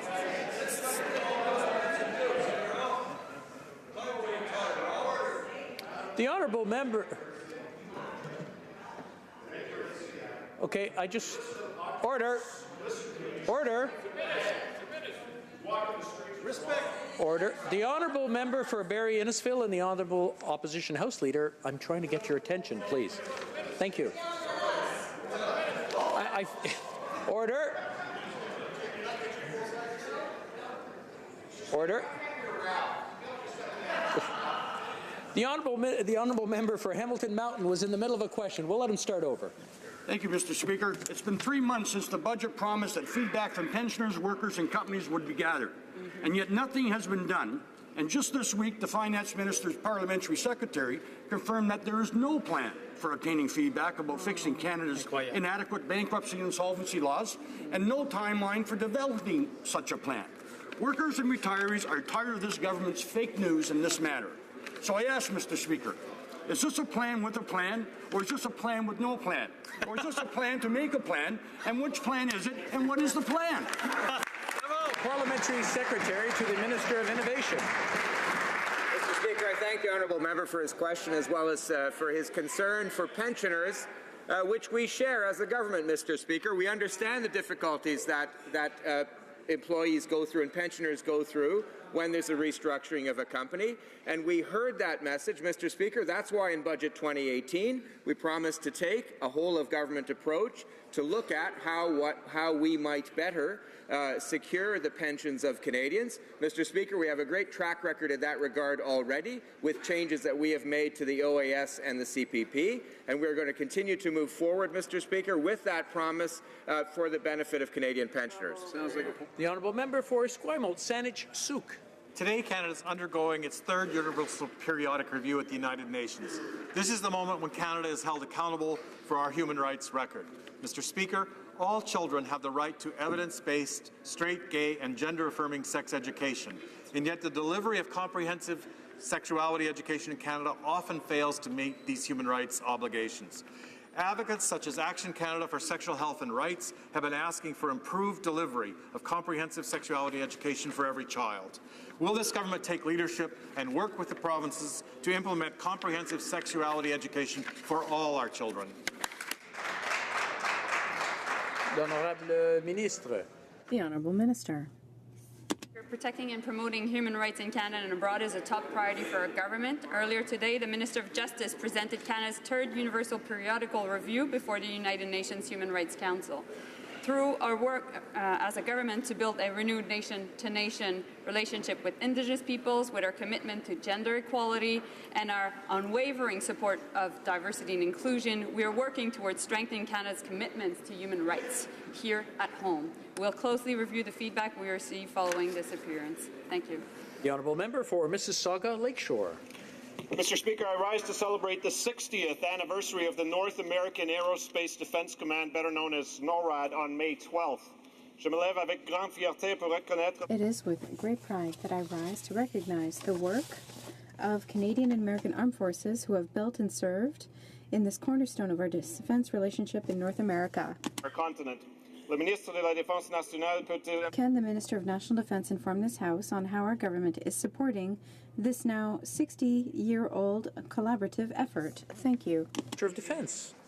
Mr. Speaker, I'd like to thank my colleague from Mississauga Lakeshore for his question and his important work on the National Defense Committee. Mr. Speaker, Canada and the U.S. stand shoulder to shoulder in defense of peace and security, and NORAD is the cornerstone of our defense relationship in North America. And that is why NORAD's importance is highlighted in Canada's new defense policy. I invite all members of this House to recognize the 60th anniversary of NORAD and the contributions made by Canadian and U.S. Armed Forces members who defend our shared continent. Thank you, Mr. Speaker. The honourable member for Carleton. Donald Trump wants to take Canadian money and Canadian jobs, and this government is helping him. Since they took office, Canadian investment in the U.S. is up 2/3, and American investment in Canada is down by half. And now, the head of the C.D. Howe think tank, which used to be headed by this finance minister, said, and I quote, "For every dollar of new investment enjoyed by the average U.S. worker in 2017, a Canadian worker enjoyed a mere 59 cents. Now, Magna International says that high taxes and regulations are going to make it even harder to keep jobs here in Canada. Why won't this government get taxes down, stand up for Canadian workers, instead of trying so hard to make America great again?" The Honourable Parliamentary Secretary to the Minister of Finance. Thank you, Mr. Speaker. And I want to reassure the member that Canada is the best place to do business. It's highly competitive. We'll make sure that it remains competitive. And if you look, that last week's A.T. Kearney study, Mr. Speaker, ranked Canada #2 in foreign direct investment confidence. It's the highest in our history. In the last year that we have data on, we have the highest stock of foreign direct investment as a share of our GDP, Mr. Speaker. Our taxes are amongst the lowest in the OECD, Mr. Speaker, and we'll make sure that on the long term we make the investments that the Conservatives failed to make in skilled labour, in infrastructure, in innovation, in science. They left us not only with $150 billion more debt, but with a huge deficit in vision for... The honourable member for Carleton. Good job, Joe. Well, actually, foreign investment in Canada has nosedived since this government took office. In 2017, it was much lower than it was way back in 2014, and that's even before you adjust for inflation. Higher taxes, more regulation, and stifling government interference are driving down Canadian investment, and we know that when the money leaves, the jobs are soon to follow. Why doesn't this government finally defend Canadian interests and Canadian jobs, stand up to Donald Trump, and put our economy first? Well, Parliamentary Secretary to the Minister of Finance. Thank you, Mr. Speaker. After they've offered for a decade, Mr. Speaker, the lowest growth in GDP since Mackenzie King, after they offered Canadians for a decade the lowest job creation since 1946, after they offered to Canadians, Mr. Speaker, the worst growth in exports since the Second World War, Mr. Speaker, it's hard to take them credibly on any topic, Mr. Speaker, when it comes to the economy. But our results speak for themselves. In the last 2 years, the Canadian economy has created over 600,000 jobs, Mr. Speaker, most of them full-time. We've got the fastest growth in the G7, Mr. Speaker, and we'll continue to work for Canada's prosperity on the long term and so that Canada remains competitive. Thank you. The honourable member for Central Okanagan, Similkameen Nicola.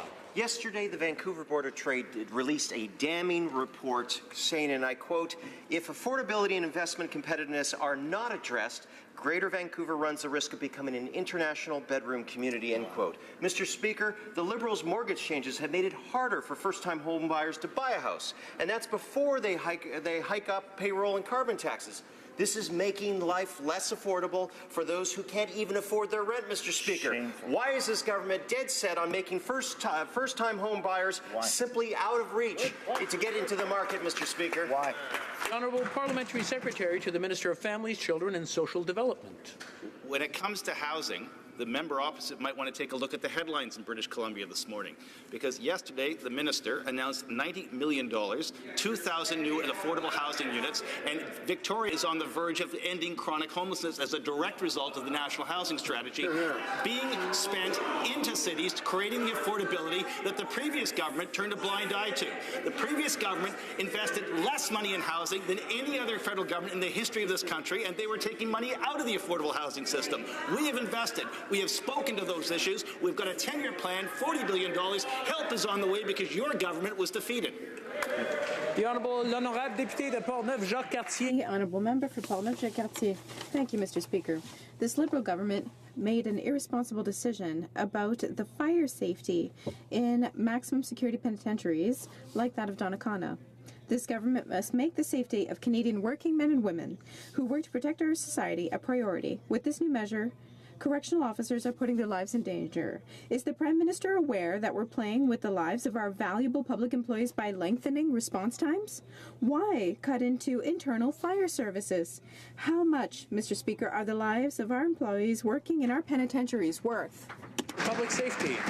Mr. Speaker, the Correctional Service of Canada is very aware of this situation and are working assiduously with the union and with their internal resources to ensure that fire protection services and standards are more than adequate to meet the challenges that they face. It is very important to make sure that our public safety officers who work in the correctional system are safe and secure, as well as the people that they tend to. The Honourable Member for Vancouver-Kingsway. Mr. Speaker, we're just weeks away from the Liberals' July 1 deadline for legalizing cannabis, and Canadians are left with serious questions. The Liberals can't explain what Canadians can expect at the U.S. border, who risk being barred from entry for life for participating in a legal act. The AFN says this government has failed to respect First Nations sovereignty or ensure the meaningful participation of Indigenous communities in the cannabis market. With time running out, when will the Liberals provide real solutions to these critical issues? The Parliamentary Secretary to the Minister of Justice. Thank you very much, Mr. Speaker. And as we've stated many times, our government is legalizing, strictly regulating and restricting access to cannabis with very clear policy goals in mind to do a better job of protecting our kids and keeping the profits of this illicit business out of the hands of criminals. We have been working very extensively with community partners across Canada and around the world. We've been working with the provinces and territories in developing regulatory frameworks to help us achieve these important public purposes. Mr. Speaker, we now have a bill before the Senate, and we are looking forward to its passage and royal assent so that we can begin the important work of an orderly implementation of a new regulatory regime that will help us protect our kids, protect our communities, and take... The Honourable Member for Trois-Rivières. Thank you, Mr. Speaker. The victims of Yamishish are furious because of the lack of transparency from the Minister of Transportation after a refusal to disclose the entire report on what happened at Yamishish. I filed an access to information request to obtain it. After deferring my request once already, it's now radio silence. After a 5-month wait, I had to file a complaint with the Information Commissioner to get an answer and get this report tabled. What is in this report for it to be treated almost like a secret of national defense? L'Honorable Secrétaire parlementaire au ministre des Transports. Thank you, Mr. Speaker. I just want to assure the member that we are in the process of creating a secure and safe transportation system. We have invested in the Canadian Navigable Waters Act. We are aware of certain situations, and we are working hard to make sure that they are addressed in a timely manner. Thank you, Mr. Speaker. The Honourable Member for Haliburton, Kawartha Lakes, Brock. Mr. Speaker, the Minister of Natural Resources claims that the Liberals will come to a financial agreement to get the Trans Mountain expansion built, even though his certitude is based on an option being discussed just 10 sitting days before the deadline. Speaker, most Canadians oppose spending money to camouflage the Prime Minister's incompetence on the energy file, which is costing Canadians $2 million an hour in lost revenue. When will the Prime Minister stop abusing and misleading taxpayers and finally clear the way to get the Trans Mountain Pipeline built? The Honourable Parliamentary Secretary to the Minister of Natural Resources. Thank you, Mr. Speaker. The Conservatives had 10 years to build a pipeline to ship Canada's resources to new global markets. They built zero. The Conservatives had 10 years to consult Indigenous and local communities. They ignored them. The Conservatives had 10 years to rally the country around the need for a new pipeline capacity to end the discount on landlocked Canadian crude. They didn't. The Conservatives had 10 years to address environmental concerns. They failed. We'll take no lessons from that party on how to champion resource projects. Thank you, Mr. Speaker. The Honourable Member for Calgary-Midnapore. Mr. Speaker, the Prime Minister promised to introduce legislation to confirm federal authority over Trans Mountain, but his Natural Resources Minister isn't sure that this legislation will ever actually be introduced. Meanwhile, the Fraser Institute has confirmed that the lack of pipelines will cost us about $16 billion this year alone.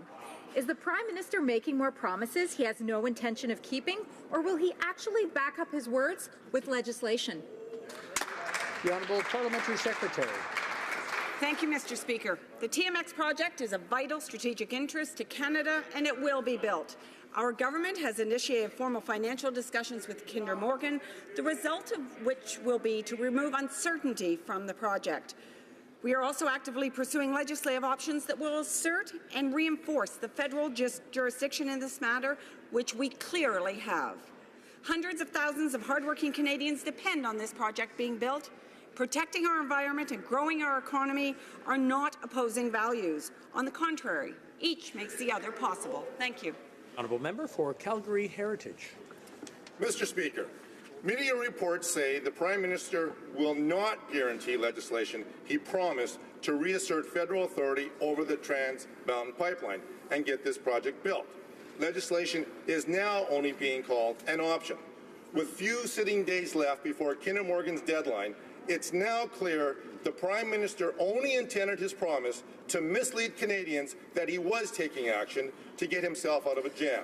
To the Prime Minister, is this another Liberal broken promise? And if not, then where's the legislation? The Honourable Parliamentary Secretary. Thank you, Mr. Speaker. The Trans Mountain expansion is in our national interest, which is why we approved the project, and we do stand by our decision. It is not a matter of whether the pipeline will be built, but how it will be built. At a time of great global trade uncertainty, the importance of Canada's role in the global energy market is bigger than individuals, projects, and provinces. We have the responsibility to ensure the stability and growth of the Canadian economy to get our resources to market.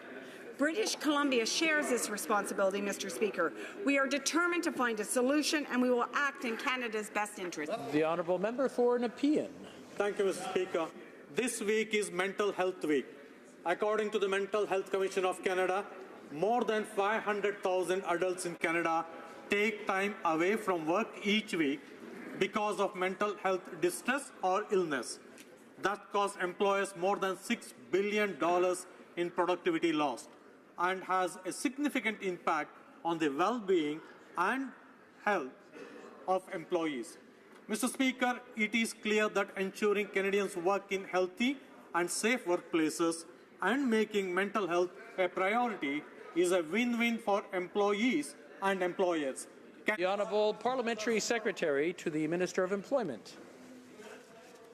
Thank you very much. And Mr. Speaker, I'd like to thank my colleague from Nepean for his question and for reminding us that this week is Mental Health Week. Our government is focused on ensuring that federally regulated workers have healthy and safe workplaces. We introduced Bill C-65, a historic piece of legislation to put an end to harassment and sexual violence in the federal sector and here on Parliament Hill. We've also introduced the right to request flexible work arrangements and new leave provisions for workers so they can better balance work with family responsibilities. This week and every day we will support those struggling with mental health issues. The Honourable Member for Saskatoon-Grasswood. Mr. Speaker, on May 31st, 2015, Dwayne Demkew was murdered. His grieving family live in my riding of Saskatoon-Grasswood. They tell me the pain of their tragic loss is compounded by delayed justice. Their son's accused murderer isn't scheduled to stand trial, get this, Mr. Speaker, until 2019. The Justice Minister's failure to fill judicial vacancies could cost the Demkew family the justice they deserve.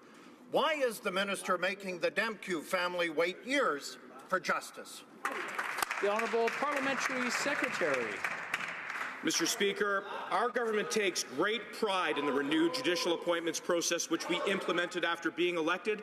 And let's be clear on the facts. Since taking office, we have appointed 175 judges across the country. In fact, 2017 was a record year, Mr. Speaker. 100 judges appointed, more than in any government in the last 2 decades.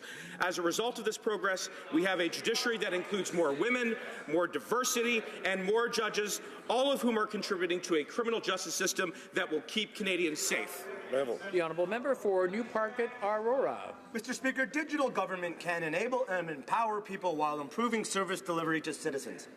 In Newmarket Aurora, people are looking for services from government that are safe, secure, and easy to use. Could the President of the Treasury Board please update this House on the government's work to harness world-leading digital technology to benefit all Canadians? The President of the Treasury Board. Mr. Speaker, I'd like to thank my special friend from Newmarket Aurora for his excellent question. Our government understands that digital services should be based on user needs, not government processes. Earlier this year, my parliamentary secretary, the member for Vancouver Quadra, represented Canada as we signed the Digital 7 Charter, joining leading digital nations from around the world in a mission to harness digital technology for the benefit of citizens. Working with our D7 partners, we're advancing the best digital principles and practices to put Canadians at the heart of digital service delivery. The honourable member for Durham. The honourable member for Durham. Mr. Speaker, the Liberals have been talking this week about fair elections while their own MP, the MP for Kelowna Lake Country, was found to be involved in a scheme involving illegal election contributions to his campaign in a conspiracy between the Green Party and the Liberal Party. Now, Mr. Speaker, we know that the Prime Minister removed a committee chair when he voted in this House in a way in accordance with his conscience. So after these election findings, will the Prime Minister ask the MP for Kelowna Lake Country to step down as chair of the National Defence Committee? Hear, hear. The Honourable President of the Treasury Board. There's only one party in the House of Commons that has paid a $250,000 fine for breaking election rules, and that is the Conservative Party, Mr. Speaker. The Conservative Party and the Harper Conservatives had the parliamentary secretary to the Prime Minister taken to jail in ankle chains, Mr. Speaker, for breaking election laws. Mr. Speaker, we are cleaning up this mess. We are strengthening Canada's election laws, and we are going to ensure that we respect the integrity of our electoral system. The honourable member for Repentigny. This government is completely addicted to conflicts between Quebec and Ottawa, and we saw it again yesterday in the cannabis file. The National Assembly unanimously demanded the respect of Quebec's autonomy in matters of regulation, and this government doesn't care. Today, the Ministers of Health and Justice are making it worse by lecturing Quebec's government in the paper. Frankly, Mr. Speaker, rather than fueling conflict, can the government show a bit of respect and recognize that Quebec has the legitimacy it needs to regulate within its own borders? Minister of Justice. Thank you very much, Mr. Speaker. Mr. Speaker, protecting the health and safety of Canadians is a top priority for our government. Our proposed approach provides provinces, territories, and municipalities with the flexibility to impose reasonable restrictions on personal cultivation should they wish to do so. But as our minister has clearly said, there are limits to the extent to which provinces and territories can adapt rules to their circumstances. Our government, Mr. Speaker, remains committed to ongoing discussion with provinces to ensure a smooth implementation of federal, provincial, and territorial cannabis legislation and regulatory frameworks. The honourable member for Joliette. That's why it's called question period and not answer period. The federal government is already transferring the financial burden for legal cannabis, is already collecting the lion's share of taxes, and is already setting its own deadline. Isn't that enough? Apparently not. Because when the National Assembly demands a minimum of respect, this government responds by sending 2 ministers to thumb their noses in the newspaper. Mr. Speaker, it's upsetting to see my colleagues from Quebec put up with all this condescension. Are they going to put their own Cheech and Chong on the Council of Ministers back in their place? Honourable Parliamentary Secretary to the Minister of Justice. Mr. Speaker, let me be very clear that our government has been engaged in very extensive consultation with law enforcement, health safety experts, through our task force, but we have also been at the table with provinces and territories in a very respectful dialogue in the establishment of the regulatory frameworks that are necessary to protect the health of our citizens, to protect our children, and to displace organized crime. That dialogue continues. It is a respectful dialogue, and we look forward to working with our provincial and territorial partners as we roll out an orderly implementation of these new regulations to protect all Canadians. The honourable member from Manicouagan. Mr. Speaker, the Association for Community Written Media in Quebec, which represents 81 regional newspapers, reacted this week to the transformation of La Presse into a nonprofit. Community newspapers like Trait d'Union du Nord in Vermont are worried that Ottawa is going to listen to large financial groups rather than community media, which are working hard with whatever they can to provide local, essential, quality information. In fact, they're concerned that private businesses are going to collect their due. Will the Minister of Heritage commit to funding community media in Quebec to ensure their continued survival? The Minister of Canadian Heritage. Mr. Speaker, my colleague will surely agree with me that our media are facing a great deal of disruption, which have changed business models. We have heard the question when it comes to supporting communities that are not being well served. In Budget 2018, we set aside $50 million to ensure that we can continue to support journalism in those communities. At the request of the industry, we also announced in that same budget that the government's going to study new models to allow donations to media. On top of all those measures, we're investing $14 million into media. And this is the end of question period for today. We have a point of order, the Honourable Member for Charlebourg-Haute-Saint-Charles. Thank you, Mr. Speaker. The Parliamentary Secretary to the Minister of Immigration once again said that the Conservative government had cut $360 million in border services, whereas that is false. I have a document that says the opposite, so I would like to have unanimous consent to table this report. Does the honourable member have the consent of the House to table that report? Non, je m'excuse. I'm afraid you do not have unanimous consent.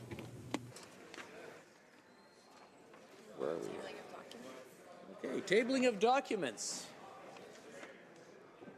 Introduction of government bills. Déclaration de ministre. Statements by ministers. Parle de reports from interparliamentary delegations. The honourable member for Kenora. Standing Order 34-1. I have the honour to present to the House in both official languages a report of the Canadian section of Parla-Americas respecting its participation at the Parla-Americas Interparliamentary Meeting in Partnerships to Transform Gender Relations held in Kingston, Jamaica from January 24th to 25th, 2018. Thank you, Mr. Speaker. Présentation de rapport de comité. Committees presenting reports from committees.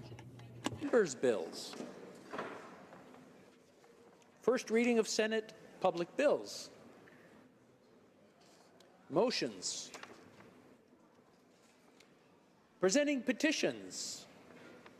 The honourable member for Banff Airdrie.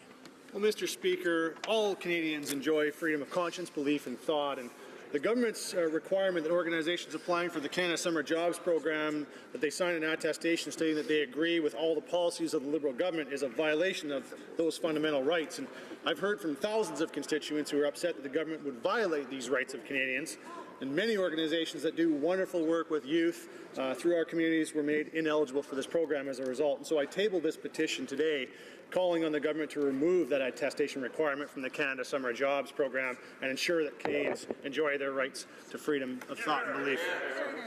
Petitions, the honourable member for Oshawa. Thank you very much, Mr. Speaker, and I rise for presenting a petition for my constituents in Oshawa who are also worried about freedom of thought and conscience. They're concerned about the Liberals' manipulation of the summer jobs program, this attestation test. In Oshawa, this primarily affects faith-based organizations who hire summer students to provide summer camps, day programs, mostly for low-income families, often provided at no charge. They're concerned that this is a huge precedent denying funding to Canadians simply because they have a different belief than the government of the day. They're worried about what's next, discrimination in other government programs such as pensions, government jobs, welfare, and charitable status. Thank you, Mr. Speaker. Presenting petition, the honourable member for North River, for Melville, Yorkton, Melville, yes. Thank you, Mr. Speaker. I have 3 different petitions to present today. The first one is on behalf of constituents who are very concerned about sex-selected abortion. A CBC documentary revealed that ultrasounds are being used in Canada to tell the sex of an unborn child so that the expecting parents can choose to terminate the pregnancy if the unborn child is a girl. The Society of Obstetricians and Gynecologists of Canada and the Canadian Association of Radiologists strongly oppose the non-medical use of fetal ultrasounds. There are over 200 million girls missing worldwide, and the 3 deadliest words in the world are "it's a girl." And so therefore, those undersigned here call upon the Canadian Parliament to condemn discrimination against girls occurring through sex-selected pregnancy termination.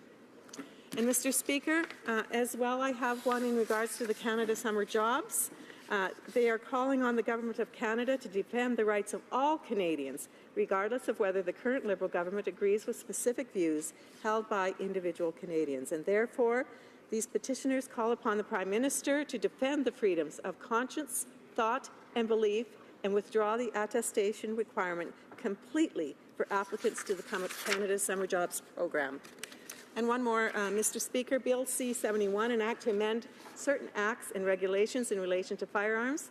These individuals say does nothing to tackle firearms violence, but rather adds further red tape on law-abiding firearm owners, and it does not provide the resources to frontline police forces to tackle the true source of firearms violence, gangs, and organized criminal presence.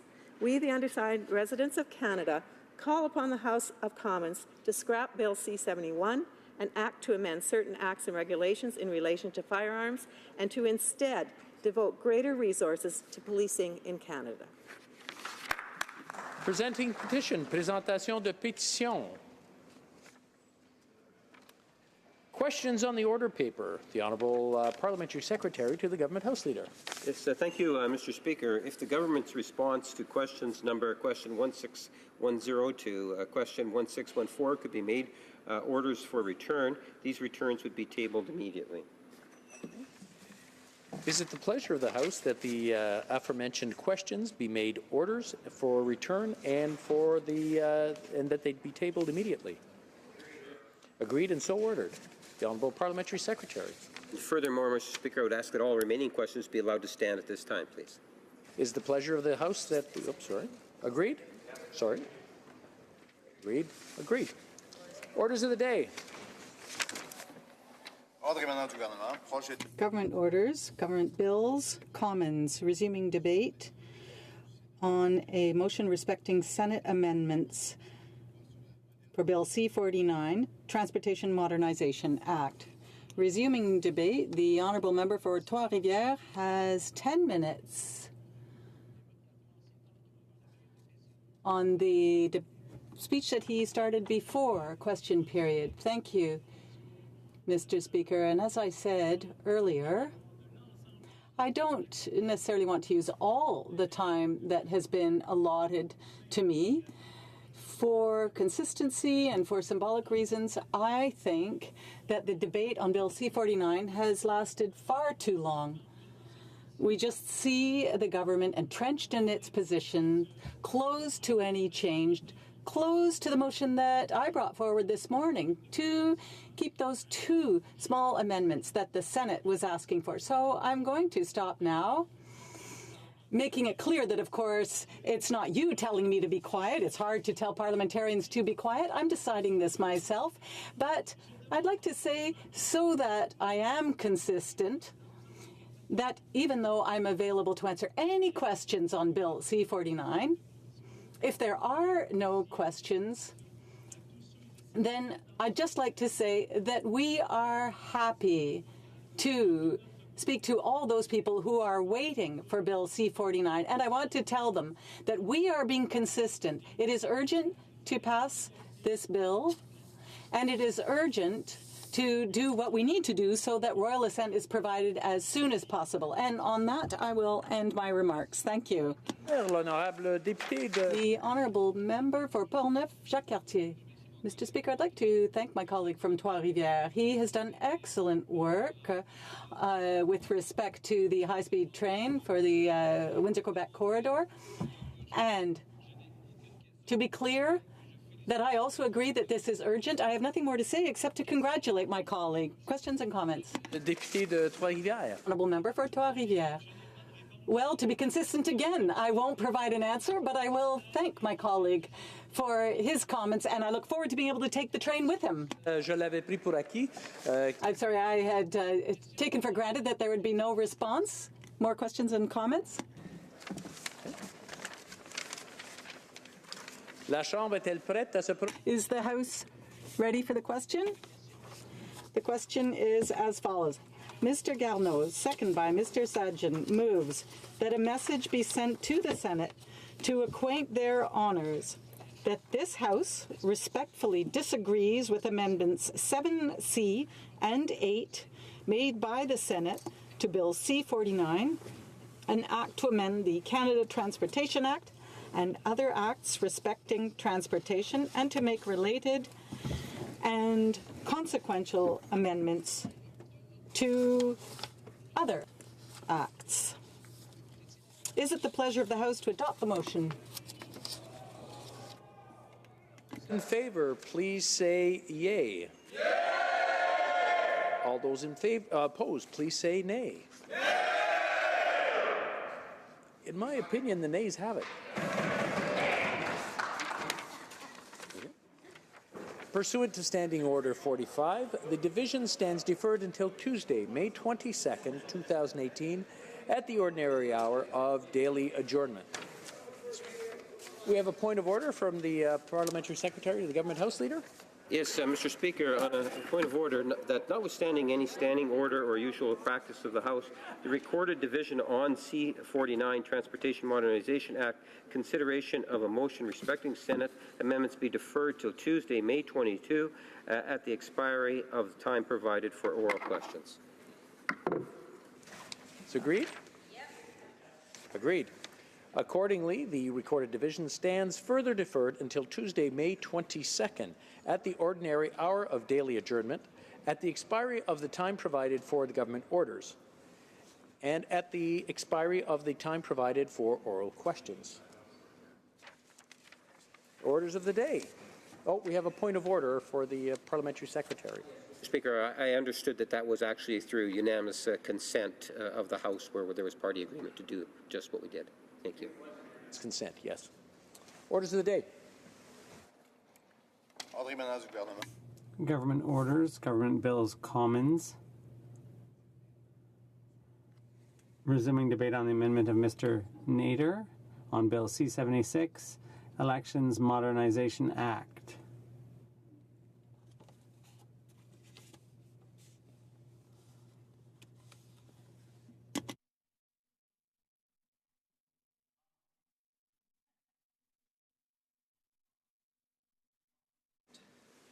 Reprise du débat, l'honorable député. Resuming debate, the honourable member for Trois-Rivières. Thank you very much, Mr. Speaker. And this time, don't worry, I'll be using every single minute and second I've been allotted to speak to Bill C-76, because this is a fundamental bill for anyone who believes in democracy. And regardless of political stripe, we all believe in the importance of this bill, because if a person took their political engagement to a maximum, to the ultimate, and tried to really live out their values and beliefs, I think every member here in the House recognizes what an opportunity, what a chance we have, what luck we have to be able to participate in our democracy. And, of course, our democracy is far from perfect, but it can always be improved upon. And it's to be hoped that each and every one of us will be fully able to participate And any change, whether it's partial, substantial, or full, any change to our election system, any improvement, but it should have the greatest possible consensus, if not unanimous consent. So this is a bill that goes to the very foundations of our democracy, and so it shouldn't be a partisan bill. However, we can't help noticing that ever since the Conservatives tabled C-33 in the previous Parliament, which was entitled something about election integrity, things have started to change. And the consensus that was so much sought after for so long, which was always the cornerstone of our attempts to improve our democracy, it seems that that value has given way gradually to partisan politics, which in my view has no place in legislation like this. So clearly, I feel it's a privilege to be able to speak to such a fundamental piece of legislation as Bill C-76. I unfortunately have the feeling that I'm getting drawn into historical battle, a tug of war between the other two parties, because we seem to be getting into more and more partisan motives. And what we seem to be seeing happen is that the majority is attempting to bulldoze the agenda instead of seeking a consensus among all parties. When this all began, we observed something in Quebec City that was truly significant. Barely a few weeks after the provincial election was launched in Quebec City, after the writ was dropped, 4 parties held a press conference, a joint press conference, to say that no matter what happens in the next election, we all agree that the system, the way we hold elections, is no longer the system that should be used in our society. So the Québec Solidaire, Coalition Avenir Québec, the Parti Québécois, and the Green Party all said together in a joint press conference that the next election in Quebec, the next provincial election, should be the last election using that system. And unfortunately, that sounds familiar to all of us here because we all heard the Liberal Party in the last election campaign saying that they said loud and clear that that election was the last election that would be first past the post. Now, that system had its merits in another day. When this Parliament was born, when there was a bipartisan system, when there were only 2 parties. Obviously, in a system when you only have 2 parties, there's going to be one winner and one loser. Obviously, one party is going to get more than 50% of the votes, and that is fully in keeping with democracy, both in form and substance. But since then, Canadian society and Quebec society, all provinces and territories, in fact, have changed. We've seen a plurality of opinions, a plurality of political approaches, and all of those approaches want representation in the House of Commons. So it seems totally inappropriate for a government of any political stripes, even if it was an NDP government, it would be inappropriate for a government that gets 39% of the votes, because that's what the situation is in this Parliament, and that was the situation in the previous Parliament. So if a party gets 39% of the popular vote, for them to have 100% of the power, that's really a flagrant dichotomy, and we need to solve this problem. It's a specific issue. It was a major election issue, and the Liberals and the NDP made it a big part of their election plank. It was a big plank in their platform. But the Liberals backed down on their commitment. They reneged because now that they're in power, they want to perpetuate this full control over the democratic apparatus of this government. So Bill C-76, which is being put before us, they're rushing it through at the last minute. I'd say it's the 11th hour.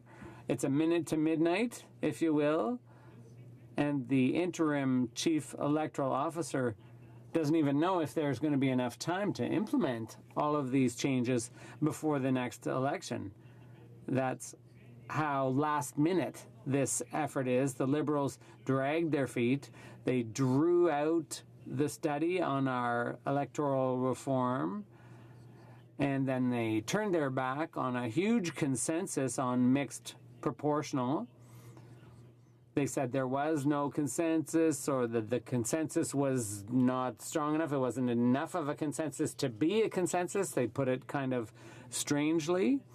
But not only did they drag the whole process out, after making that decision, they also allowed the following process to drag on, because there was a number of other things that were still possible, but that weren't part of what they rejected when they rejected mixed member proportional. But now they finally come forward with those things, but there's no guarantee that they'll have done this in time for this to be implemented for the next election. So it's virtually a total failure.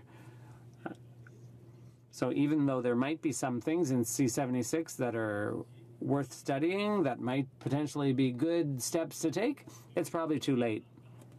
So it's a 230-page bill that we have to study hastily because, as I said, the Liberals are behind the eight ball. They've been slow from the very get-go with this. Another thing is that this bill that's being rushed through, it might simply get passed through the crude strength of a majority government. So instead of seeking broad consensus, once again, this might just get steamrolled by a majority government. Just one point.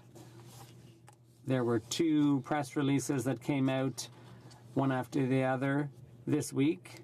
The appointment of a new chief electoral officer. There were two different names mentioned, and that's the person who would be tasked with implementing all of the changes ushered in with C-76, but that we still don't know who that person's going to be. So the logistical problems keep piling up.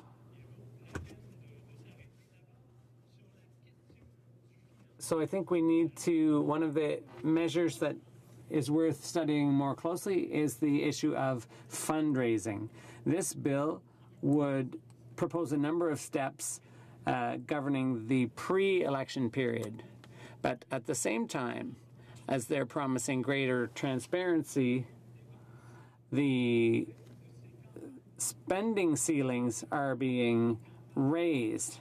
So it's more and more about fundraising and money than it is about ideas. And I think if there were a consensus in Canadian society and Quebec society when they look at elections and how we elect people, or in the U.S., when they look at how things work in the U.S., Canadians and Quebecers are uncomfortable with the fact that money seems to be more important than ideas. And that trend seems to be gaining ground. Everyone is aware that living in a democracy has costs associated with it. No one expects elections to be free of charge.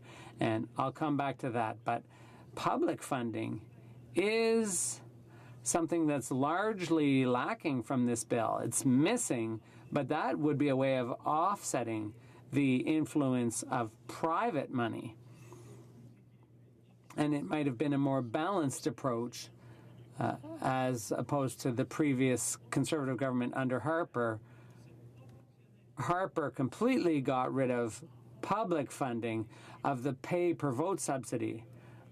And I'm not saying that there was a proportional government there, that was a form of proportionality, but at least there was some public money going into election, and that public money reflected the will of the electorate, and that made it more meaningful for people to go and vote, for everyone to vote. Increasing the spending limit is also problematic. It gives money more importance than ideas. I'd like to see in an election campaign, I'd like to see people debating ideas in a fair way on a level playing field, instead of seeing parties flood the public airways with advertising. You could argue, on the contrary, that the rules are equal for all because everyone has the same spending limits, but when that limit is so high that not all parties can achieve it, you can see where the imbalance is. I'd also like to focus on another problem, which is widely condemned, and I don't think this bill, C-76, fixes it, and that is the protection of privacy, of confidential personal information. This is an issue that all Canadians and Quebecers are concerned about, not just within the context of an election, but in the context of our daily lives, because we all know everything that the web, everything you do on the internet leaves a trace. And all of your personal data is out there. And perhaps you and I have had the experience before of downloading an app on your cell phone. And when you read the contract, when you're asked to OK, I don't know if that's ever happened to you, Madam Speaker, but I've tried a number of times to read that. And I have to say that very rarely have I managed to get all the way through the fine print of the contract. And when I did get through it, it was just because it was a challenge that I wanted to rise to. It's not that I understood everything, but you always have to click that you agree, because you need these apps as part of your daily life. You don't have much of a choice. And you don't really know what's going to be made of your personal data after you've clicked OK. So the problem is not solved with C-76. And I'll give you an example from some of the witnesses who appeared. Teresa Scassa, who's the research chair for information rights at University of Ottawa. And this is what she said about the solution proposed in C-76. She said, it's a quick solution. It's entirely superficial. It's to draw attention away from the very serious privacy issues raised by the use of personal information by political parties. I'll quote from someone else too, Laurie Turbold, director of the Public Administration School at Dalhousie University and co-author of a public policy forum document on changing political fundraising rules. She says this bill is a step in the right direction, but it seems that they were moving in great haste and huge problems still exist.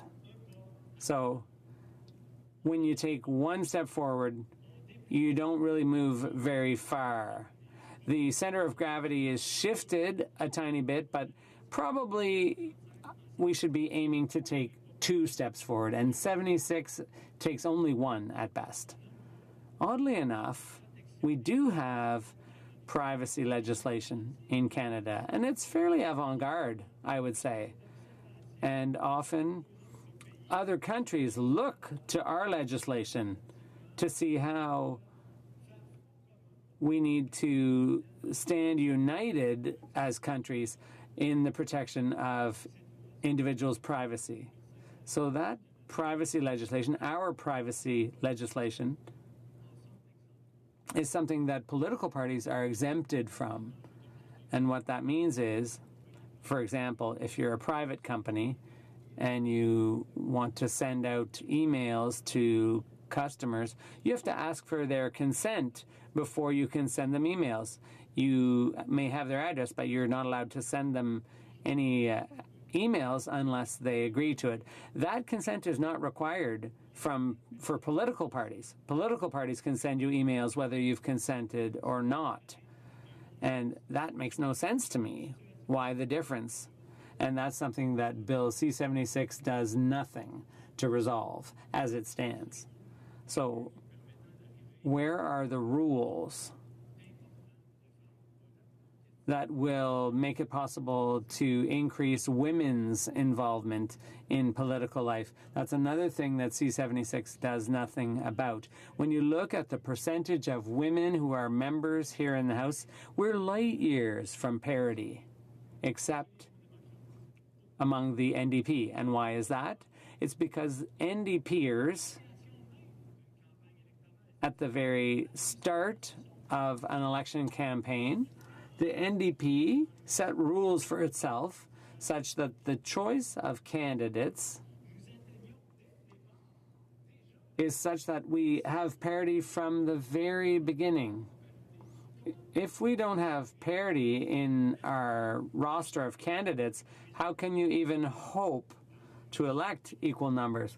So a big thank you to the NDP for its efforts to increase the number of women members. But with C-76, a great opportunity to take another step forward was missed when my colleague from Burnaby's bill was rejected, and another opportunity is being missed with C-76, which does nothing to promote gender parity, or at least to move towards the gender parity zone, which would be 40 to 60% female membership. We're going to have to wait decades longer because C-76 misses the boat. As current trends suggest, parity won't be achieved for another 40 or 50 years, and there's no guarantee even at that. So this is an issue that C-76 entirely sidesteps, and yet it's a fundamental issue. There are a few good things, significant good things in this bill. Even if I appear to be completely against this bill, I will be voting in favor of it at second reading because I think it's very important for it to be referred to committee so that we can get some answers to some relevant questions.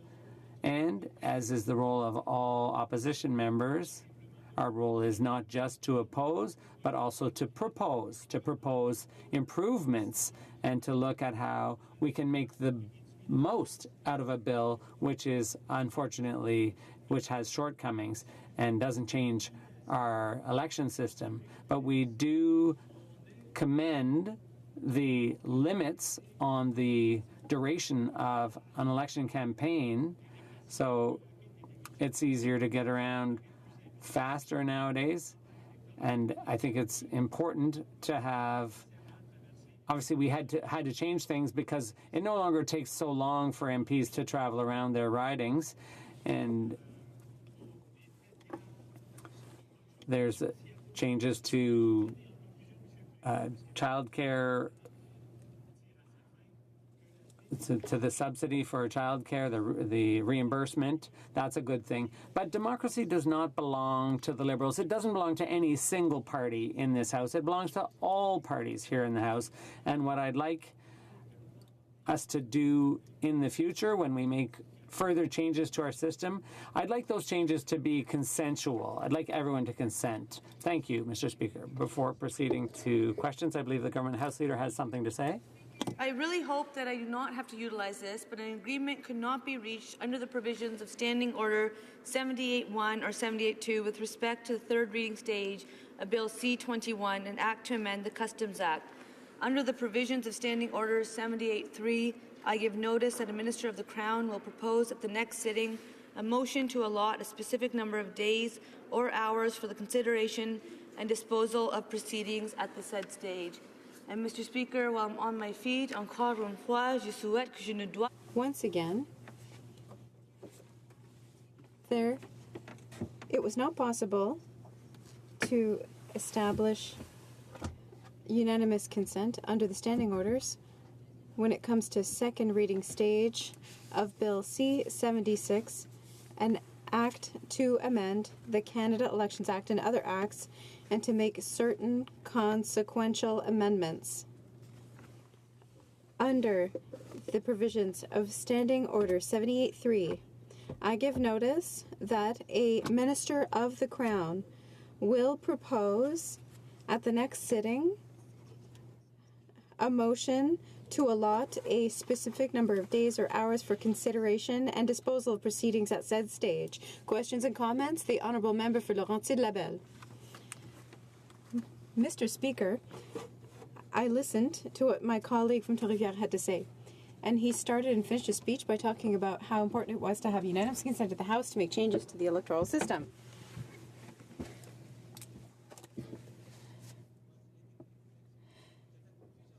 There was a previous act under the Conservatives that undermined Canadian democracy. If we want to reverse those changes, of course the Conservatives will never support us in that. How can they insist on the necessity of getting everyone's support with the fact that they would never support a change that would reverse what they did? The Honourable Member for Trois-Rivières. Thank you, Mr. Speaker, and I'd like to thank my colleague for his question. I will. Maybe he missed a comment somewhere, but I never spoke of unanimous consent. I talked about a consent-based approach. Of course, unanimous consent is the dream, and I continue to dream of it, because when we make changes to legislation as fundamental as that affecting our elections, I hope that all parties can come to an agreement. The Conservatives, who seem to want to show a whole new face since Stephen Harper has disappeared from the map, perhaps they want to come back on positions that they maintained before and say that they would like to take on a new approach. If unanimous consent were possible, I would be the first one to be delighted by it. However, what I talked about was a consent-based approach, which means that the party in power does not bulldoze everyone else based on its own demands, its own search for projecting a certain political image to move forward without more consent from the other parties. At the beginning of the process, when they talked about studying a real change to our electoral system, it was a Democrat proposal which was consent-based, which was accepted by the Liberals, which meant we created a committee that allowed members of all parties of this House to participate in this committee. Everyone had the right to speak and everyone had the right to vote. If a New Democrat proposal succeeded once, I don't see how another New Democrat proposal could not do the same and achieve consensus, because I think that we really are the masters of good common sense. Questions and comments? The Honourable Member for Winnipeg North. Thank you, Mr. Speaker. And it's interesting when I listen to the comments provided by the member across the way, and we talk about the importance of making some significant changes to elections laws here. I think it's great that the NDP appear to be very supportive of the nature of the changes that are being brought forward. The question I have is in relation to how that legislation ultimately gets through the House. As I'm sure my friend is aware, that the Conservatives do not want and will do whatever they can to prevent the legislation from moving forward. Then, yet on the other hand, the NDP seem to want to allow for the Conservatives, in essence, to prevent the legislation from becoming law. And how do they reconcile that? Do they want to see this legislation become law, and as such are prepared to work with the government, even if the Conservatives choose to prevent this bill from passing, whether it's here or in committee? The Honourable Member for Trois-Rivières. Thank you, Mr. Speaker, and I'd like to thank my colleague for his question. When I said earlier I was going to vote in favour of this bill at second reading, I want to make sure that work is done at committee. That's a clear indication of goodwill. However, I also said that this bill could be perfected. And if we end up facing a total lack of interest in amendments from this side, that's going to be an issue. When we are working on such a fundamental issue as the way that we vote, we can be proud representatives of the Canadian and Quebecois electorate, but we also must turn to those electors who are the first ones affected by it. And I hope that during the work done by committee, we will see this committee travel throughout the country to go and look at the requests, the criticisms, the improvements, and even the congratulations that could be made for this bill. I don't want it to be a political debate in the House. I want to see representatives and spokespeople from every riding in this country to be represented in this House at the time when we need to make a decision. Questions and comments. The Honourable Member for Saint-Hyacinthe-Bagotte. Thank you, Mr. Speaker. I had the opportunity to participate in part of the pan-Canadian visit of the committee to look at electoral reform. I was able to participate in the consultations in my riding, which were very much appreciated. By discussing the matter with citizens, we saw that promises that had been made by the Prime Minister himself to reform the electoral system had generated a great deal of hope. And we know in our society also generated a lot of cynicism about politics and our role as politicians. And this electoral system reform created hope that we could truly move towards real democracy, an assembly of parliamentarians that would truly reflect the choices of all citizens. My question for my colleague is, the bill that we have before us, presented so quickly because there's a deadline and we've set aside what was done before, does he not believe that this is just going to continue to feed citizens' cynicism towards the way that we operate? The member for Trois-Rivières.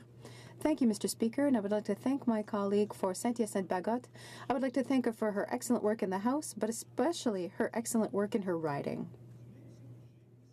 I also held a public assembly in my riding at a time when we were thinking about a real transformation of our electoral system. And of all the public assemblies I've ever held in my riding, the one that achieved the highest rate of participation was the one that had to do with changing our electoral system. When we talk about cynicism in politics, we don't talk about the disinterest of citizens in the face of politics.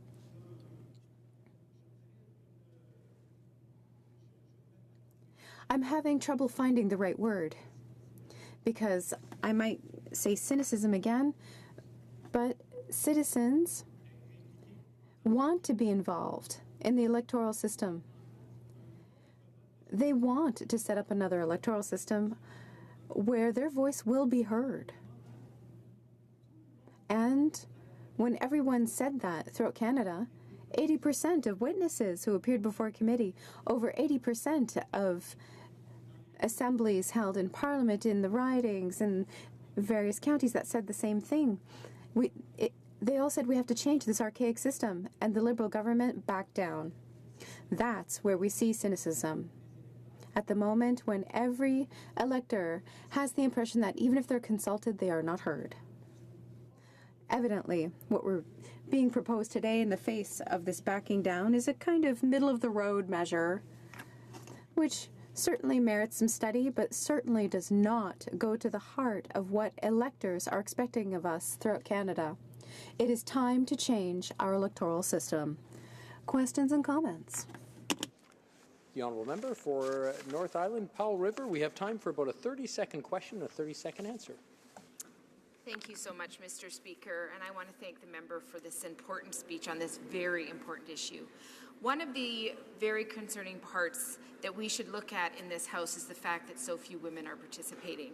And I really appreciate the member for bringing forward the bill that the member from Burnaby brought forward to really look at how the parties could start to address this. Because if we don't have women being included, if we don't have women being engaged to be nominees, it's going to be really hard to see our numbers rise here. So if you could just talk a little bit about how this bill fails to address this most important issue in this country. Thank you. L'honorable député de Trois-Rivières. The honourable member for Trois-Rivières, 30 seconds or less, please. Thank you, Mr. Speaker. If I could draw a parallel, in my previous career, I was a teacher in an institution which, up until the 90s, was only for boys. There were schools in Trois-Rivières also just for girls.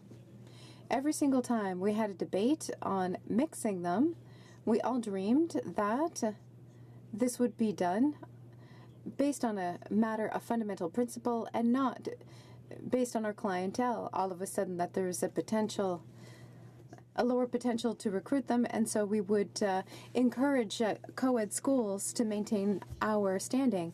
The Liberals are doing the same thing. We need to take real steps to ensure that parity happens, and I think we really missed a great opportunity by refusing to vote for my colleague's bill for Burnaby South that imposed financial sanctions, because when things hurt, they move forward.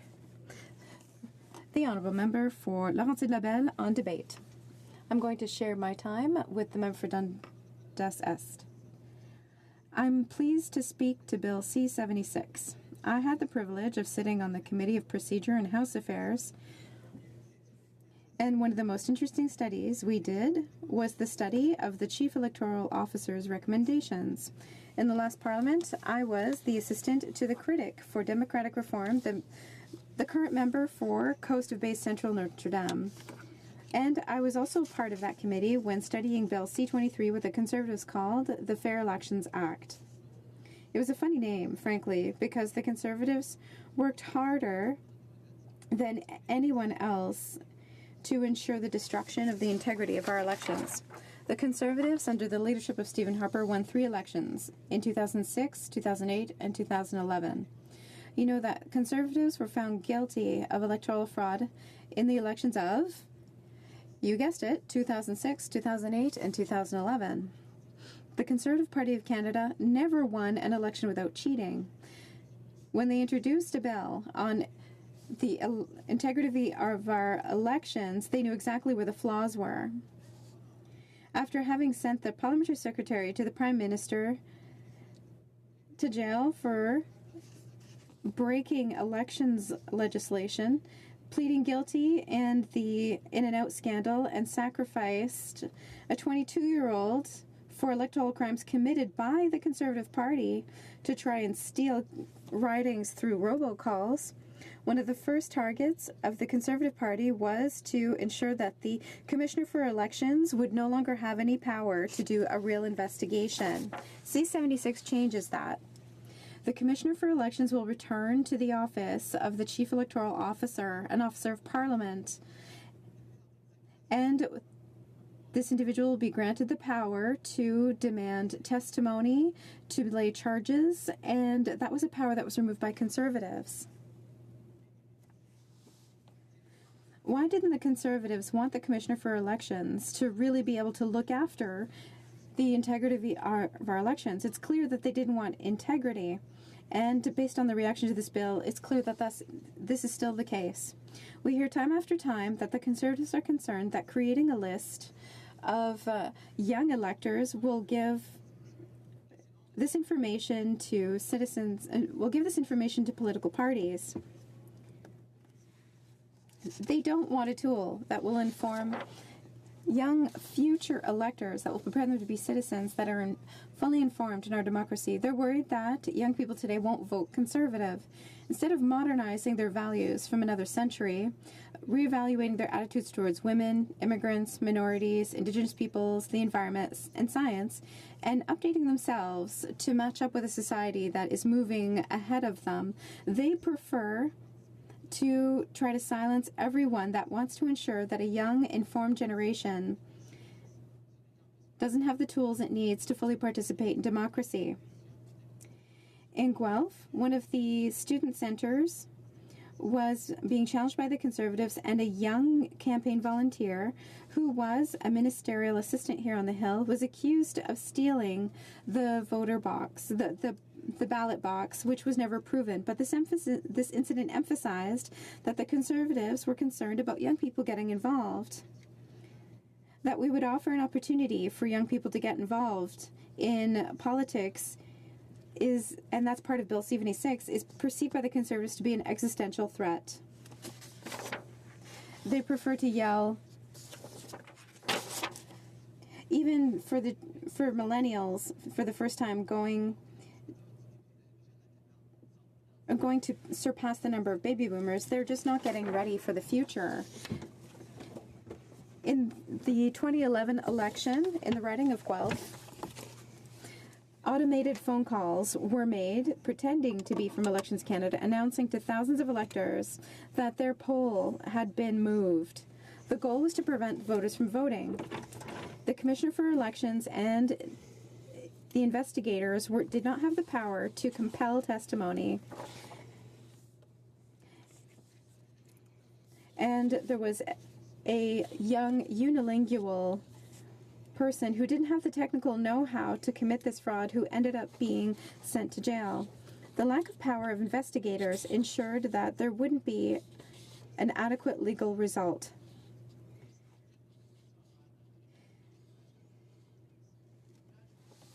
In 2013, a campaign assistant was working in a store where there was a burner phone sold, and the lawyer for the Conservative Party, and not the accused nor the witness, were present for all of the witness testimony. That was a situation where the Fair Elections Act could not intervene. The investigation could not maintain its integrity. But that's not the only problem. Elections Canada has the duty to inform electors throughout Canada about the electoral system. These programs need to be nonpartisan to ensure fair elections. Conservatives were not interested in these programs that informed schools, that provided information in newspapers, that provided information to the public. The participation in elections is not in the partisan interests of the Conservatives, and they did everything to ensure that participation went down. Canadians had had enough of this lack of integrity. It was in this context that the Conservatives changed the law in their Fair Elections Act, that is, to take away the right to education and information within Elections Canada. They actually only had the right to say where and when people were going to vote, and it was worse than it looked. Just like they muzzled the scientists to make sure that facts would not get in the way of their agenda, they took power away from the Chief Electoral Officer and even muzzled him so that he couldn't talk about it. Bill C-76 is going to set this situation, make this situation right, a ridiculous situation that was created by a government that did not have the interests of the protection of democracy in mind. Integrity of the fairness of elections for them is simply preserving their own power. But the Chief Electoral Officer will now have the right to speak, to inform, and to educate, as he should. We can see why the Conservatives are so afraid of this bill being passed and why they're doing everything they can to block it. Just like women's rights and elections fairness are not part of the Conservative Party's values, so is this, and they should be ashamed. And speaking of shame, Mr. Speaker, in the Fair Elections Act, the Conservatives took away the right of voters for using a voter card as an ID. And the effect was immediate. It is estimated that 170,000 individuals lost their right to vote in 2015 because of that change. A voter card and a supporting ID allows people the ability to prove where they live and that they have a right to vote. Those supporting documents can be health insurance cards, for example.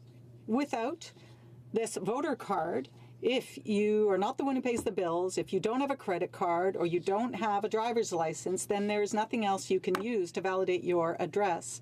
Once again, that was the purpose of Stephen Harper's Conservatives. Why allow someone who may not vote Conservative the right to vote? So they banned the best ID document for a high number of Canadian voters. Mr. Speaker, these people had no integrity. I am so proud now that Bill C-76 gives permission back to the Chief Electoral Officer to make these decisions. It makes sense. This process has been long and detailed. We worked hard to ensure that we could study each recommendation from the Chief Electoral Officer. And if you look at Bill C-76, out of the 130 changes made in the bill, 109 come directly from the recommendations provided by the Chief Electoral Office in his report. And the majority of them we considered in committee. Those that weren't, his recommendations were mostly technical changes required by the Chief Electoral Office. Mr. Speaker, I am proud of this bill, and I'm proud to support a government that looks well beyond the next election to ensure that our country is successful in the long term. Thank you, Mr. Speaker. Questions and comments? Honourable Member for Banff Airdrie. Well, listen to the member speak. He had a lot of information there because he talks so fast.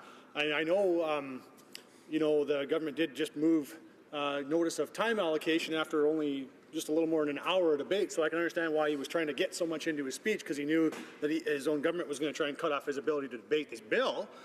So I guess I can appreciate that. But, Mr. Speaker, I guess I would ask the member a two-part question. First of all, why is this government, after only an hour debate, moving notice of time allocation? Why are they so afraid to debate this bill?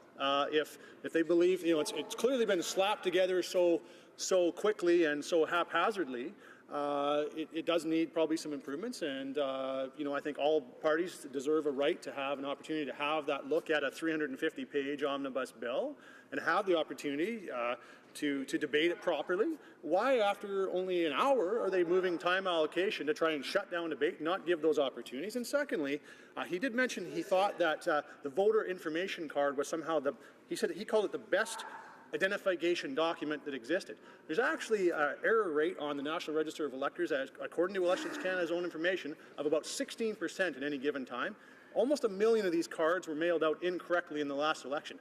How does he believe that's the best form of ID available? That is actually hard to imagine when there's 39 other forms of ID that he would think that somehow this error rate of 1 million somehow makes it the best form of ID. I find that hard to imagine. Member for Laurentides-Labelle. Thank you, Mr. Speaker. As the member knows, he was there for a lot of the discussion we had at committee on the Chief Elections report that led to the greatest portion of this bill. On the point of the voter information card, I think this is a really important point. These cards are the only piece of federally issued identification that has your name and address on it. That is free to everybody, whether or not you pay bills. You have to pay taxes to get other things. You have to do other things. There's no other federal piece that does this. It is important to have a simple piece that everyone has access to, and it is the one and only thing that does that. For the consultations, if we wanted to look at this bill much more closely, the best place to do it is at committee. The member for Banff Airdrie and I can look at it in much greater detail with somewhat less noise. We can actually deal with the issues one line at a time and get through it properly. Thank you, Mr. Speaker. Questions and comments. Questions et commentaires. The Honourable Member for Don Valley East. Speaker, and I'd like to thank my colleague for his excellent presentation. I know he's an expert in the digital world, and I want to ask him a question on the various implementations or changes that have been made to ensure that there's no foreign interference. And one of them is bots. So I wonder whether he'd comment on it. Thank you. For Laurentides-Labelle. Thank you, Mr. Speaker. Anytime we have any kind of electronic system, it can be compromised. So it's very important that the election system itself is kept to a paper system and that outside interference is blocked in every possible way. Now, given the nature of the internet, and net neutrality is another whole discussion we're going to have in a couple of weeks, given the nature of the internet, it's very hard to block or manage different traffic from different parts of the world. But every effort we can do to achieve that is extraordinarily important to the protection of our democracy. Thank you, Mr. Speaker. Questions and comments? L'honorable député de... Member, and I want to make sure I say this correctly, Abitibi, Bay James, Nunavik, EU. C'est jamais un plaisir. It never gives me any pleasure to see you suffer, Mr. Speaker. I'd like to thank my colleague opposite for his remarks. One of my concerns about the bill is this. It's the time we have left before the next election. As you know, Elections Canada has said that the new rules had to be adopted before the end of April. And this is a 230-page bill, which was tabled on the 30th of April. So I'm quite concerned, and I've seen this happen in other areas too with this government. For example, the Indigenous Languages Bill. It has to be analyzed, it has to be drafted. And I'm wondering if my colleague shares the same concerns I do. The honourable member for Laurentides-Labelle in 30 seconds or less. Oh, I can do that, Mr. Speaker. Mr. Speaker, I'm not too concerned about this. Most of the CEO's recommendations were in this bill. The recommendations were public, so it should be able to be passed as is. The Chief Electoral Officer has the information he needs to be able to implement them. So I think we can make the necessary changes before the next election. Thank you, Mr. Speaker. Resuming debate. Honourable member for Don Valley East. Thank you, Mr. Speaker. And Mr. Speaker, I rise today to speak on Bill C-76, an act to amend the Canada's Election Act and other acts. The bill addresses the challenges that the Conservatives created through the Fair Elections Act. And what was the actual challenge? They disenfranchised voters and they denied the use of voter information cards. This measure led to about 400,000 Canadian citizens denied their right to vote in the 2011 election. The Chief Electoral Officer stated that the bill contained measures that undermine its stated purposes and will not serve Canadians well. Bill C-67, therefore, proposes the following measures to make it a fairer process for Canadians to vote. It will make the electoral process more accessible and secure. It will modernize the administration of elections. It will also repeal the portions of the Fair Elections Act that made it harder for Canadians to vote. I am proud to state that the Canadian electoral system is one of the strongest and most robust in the world. However, the Canadian Elections Act is showing its age. Following the 2015 election, the Chief Electoral Officer made over 130 recommendations to improve how our democracy functions. After careful study and consideration by parliamentary committees in both the House and the Senate, and with the input of experts from across Canada, our government has introduced the Elections Modernization Act. Mr. Speaker, this legislation aims to bring Canada's electoral system into the 21st century. Bill C-67 will make it easier for Canadians to vote, make elections easier to administer, but more importantly, it will protect Canadians from third-party interference. The bill is comprehensive, and I cannot cover all of the aspects in this speech. However, I will focus on some key themes. Accessibility. To make the system more accessible for candidates with either children or disability, the bill would allow candidates to pay expenses related to childcare or provision of care to another or a candidate's own disability-related expenses out of personal funds. These expenses would be eligible for reimbursement at an increased level of 90% and would not be subject to the spending limits.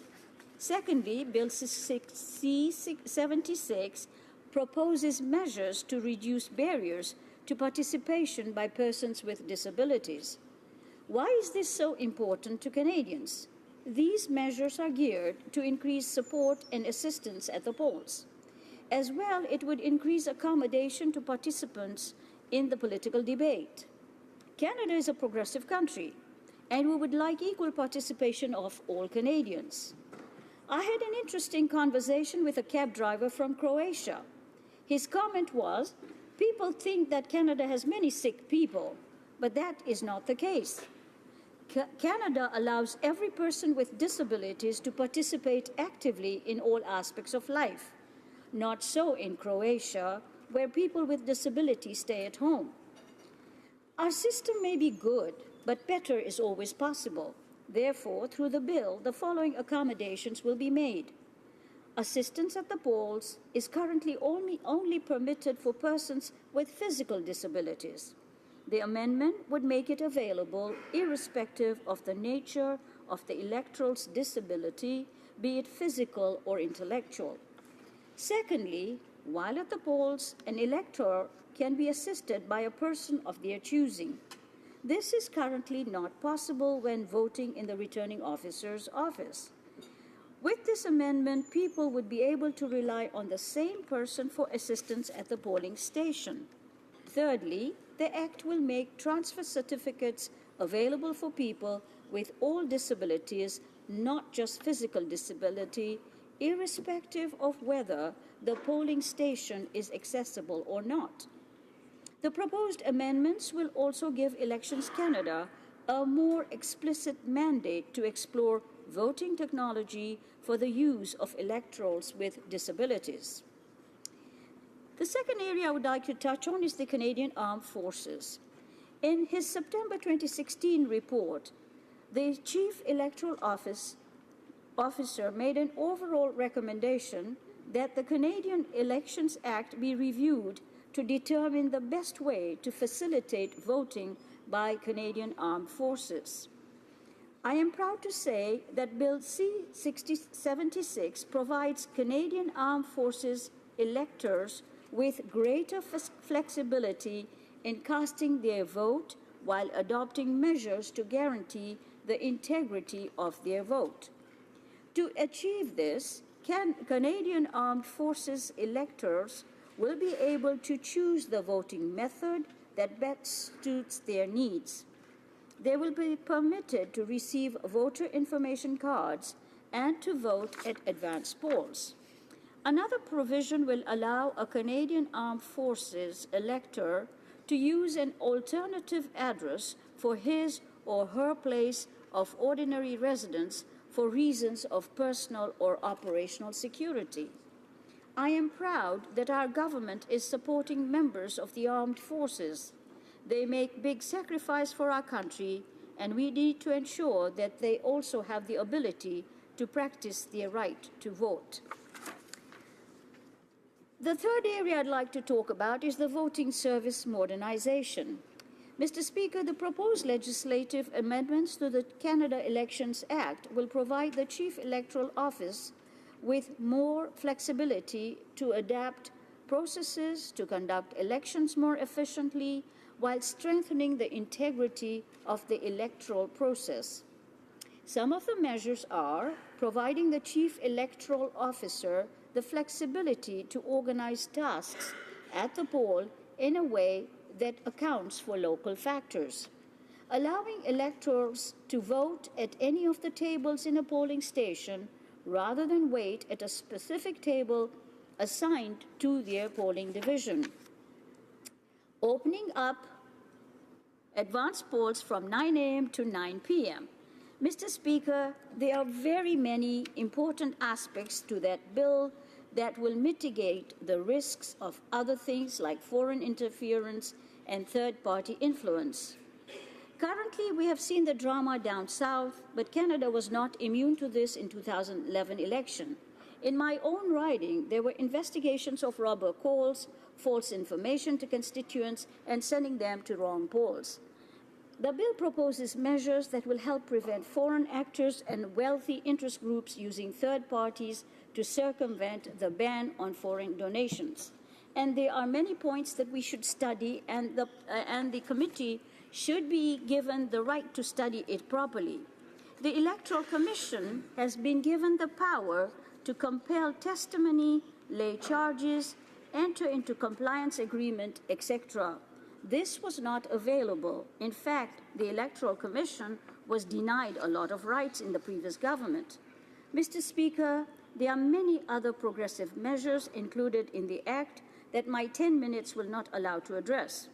Democracies are difficult, and it is our job to ensure that democracy survives and flourishes.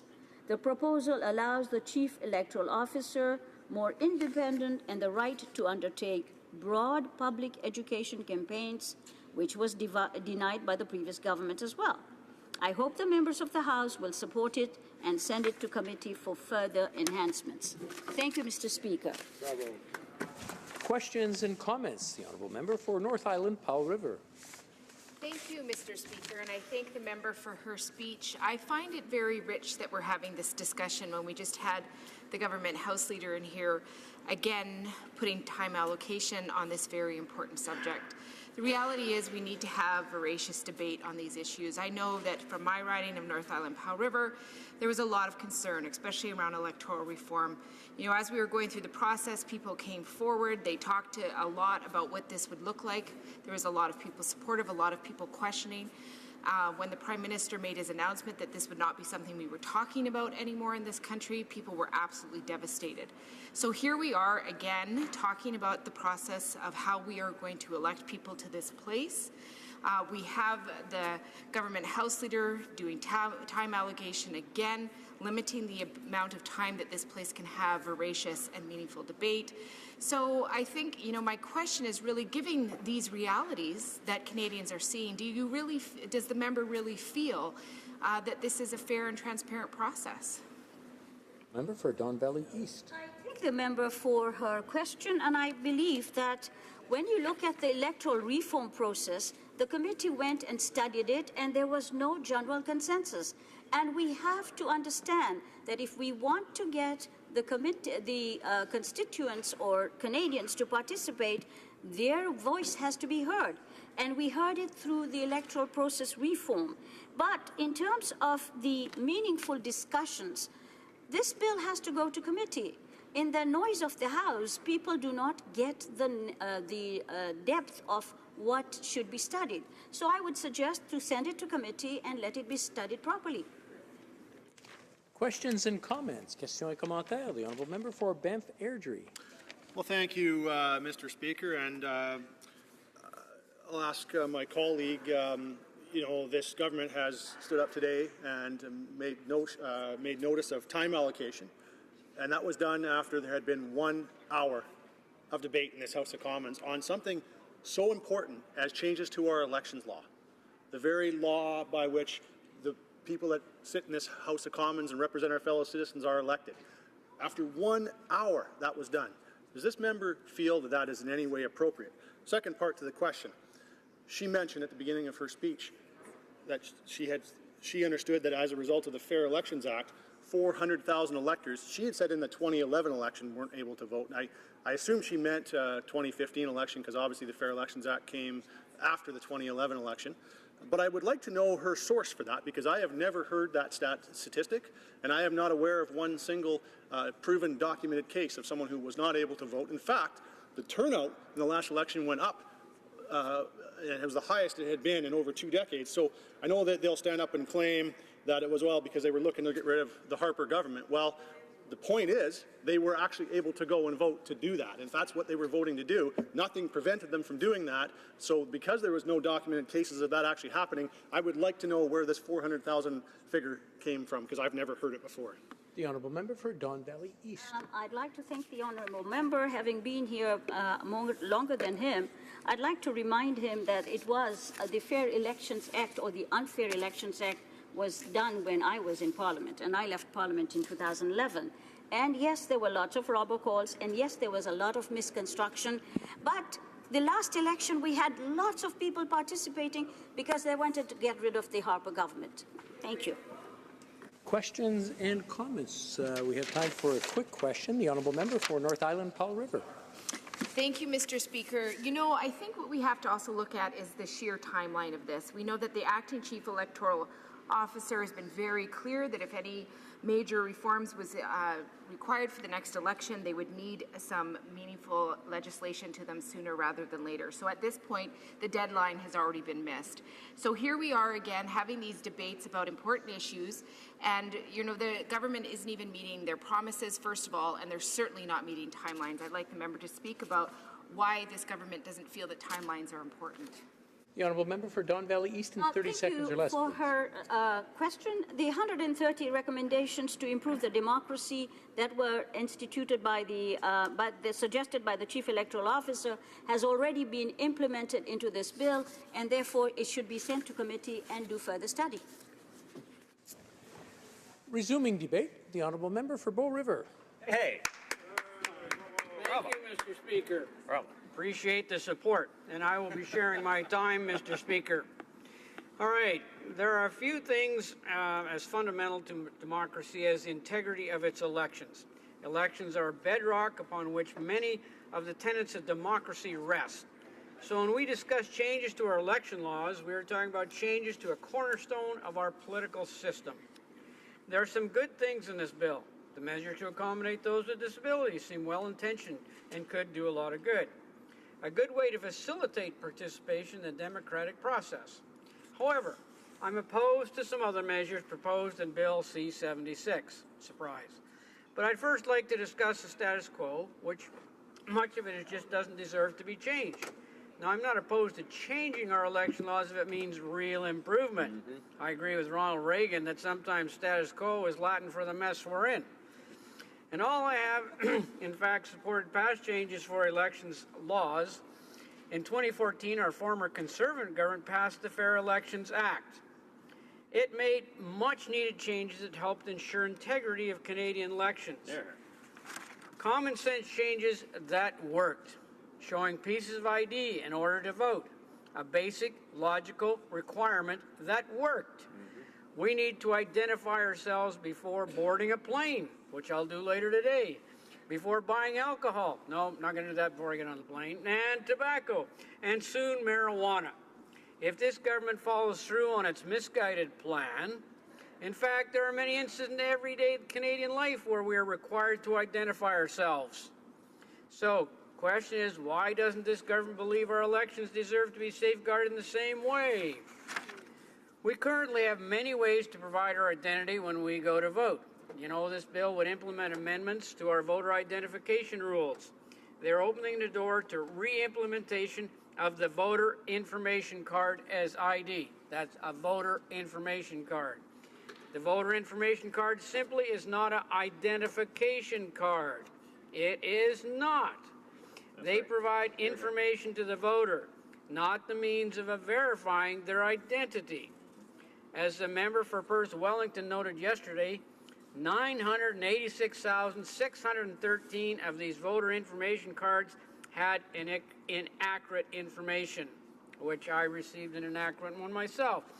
Were sent to the wrong address, were not complete in the 2015 election. I don't know why that number doesn't give the members opposite pause.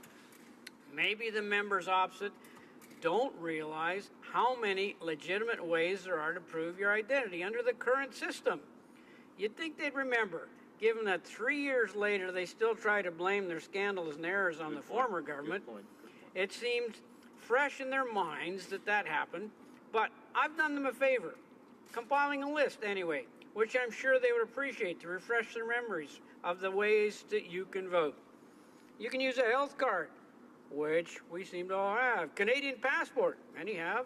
Birth certificate, which we seem to have a lot of those. Certificate of Canadian citizenship, citizenship card, social insurance card, Indian status card, band membership, Métis, card issued by an Inuit local authority, Veterans Affairs health card, old age security card, hospital card. The list goes on and on. The list goes, yeah, sure. You got a medical clinic clearance, a label on a prescription container.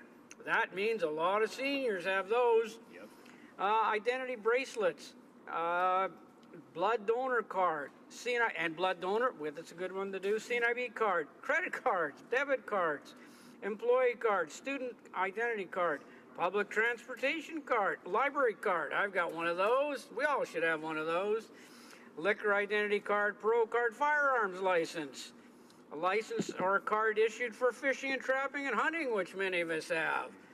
Utility bill, bank statement, credit union, credit card statements, personal checks, government statement of benefits, government check, check stub, pension plan statement. The list goes on and on. Yeah, it's a long list that they could be using. Residential lease, mortgage contract, income tax assessment, property tax assessment, vehicle ownership, insurance, correspondence by a school, college. Wow, letter for public curator, public guardian, or public trustee. Target revisions from the Elections Canada residents of long-term care facilities. Letter of confirmation of residence. You know, it's an on-ending list and lists of things that can be used that are identification. One vote, one person. And they are not information cards. That's a lot of options, Mr. Speaker. Ensures that integrity of our elections, and it certainly has not hindered voter participation. In fact, the last election had one of the highest voter turnouts in Canada history. And as the members opposite repeat constantly, it was because they wanted to change the government. Well, if they got them out by record numbers, what's the issue? What's the issue? In fact, more Indigenous Canadians voted than ever before, as in my riding. That's right. Despite the fear-mongering we have seen here from the members opposite, the simple fact is that the record number of Canadians voted in the last election. That is so, with the current system we had, with voter information cards, not voter identification cards. Beyond the changes this bill would make to voter identification, it also targets campaign financing. Interesting timing on that one. The Liberals failed in their plan to change our electoral system to their preferred option without a referendum. They failed in their attempt to change our parliamentary rules to silence the opposition. They were caught accepting cash for access to the Prime Minister.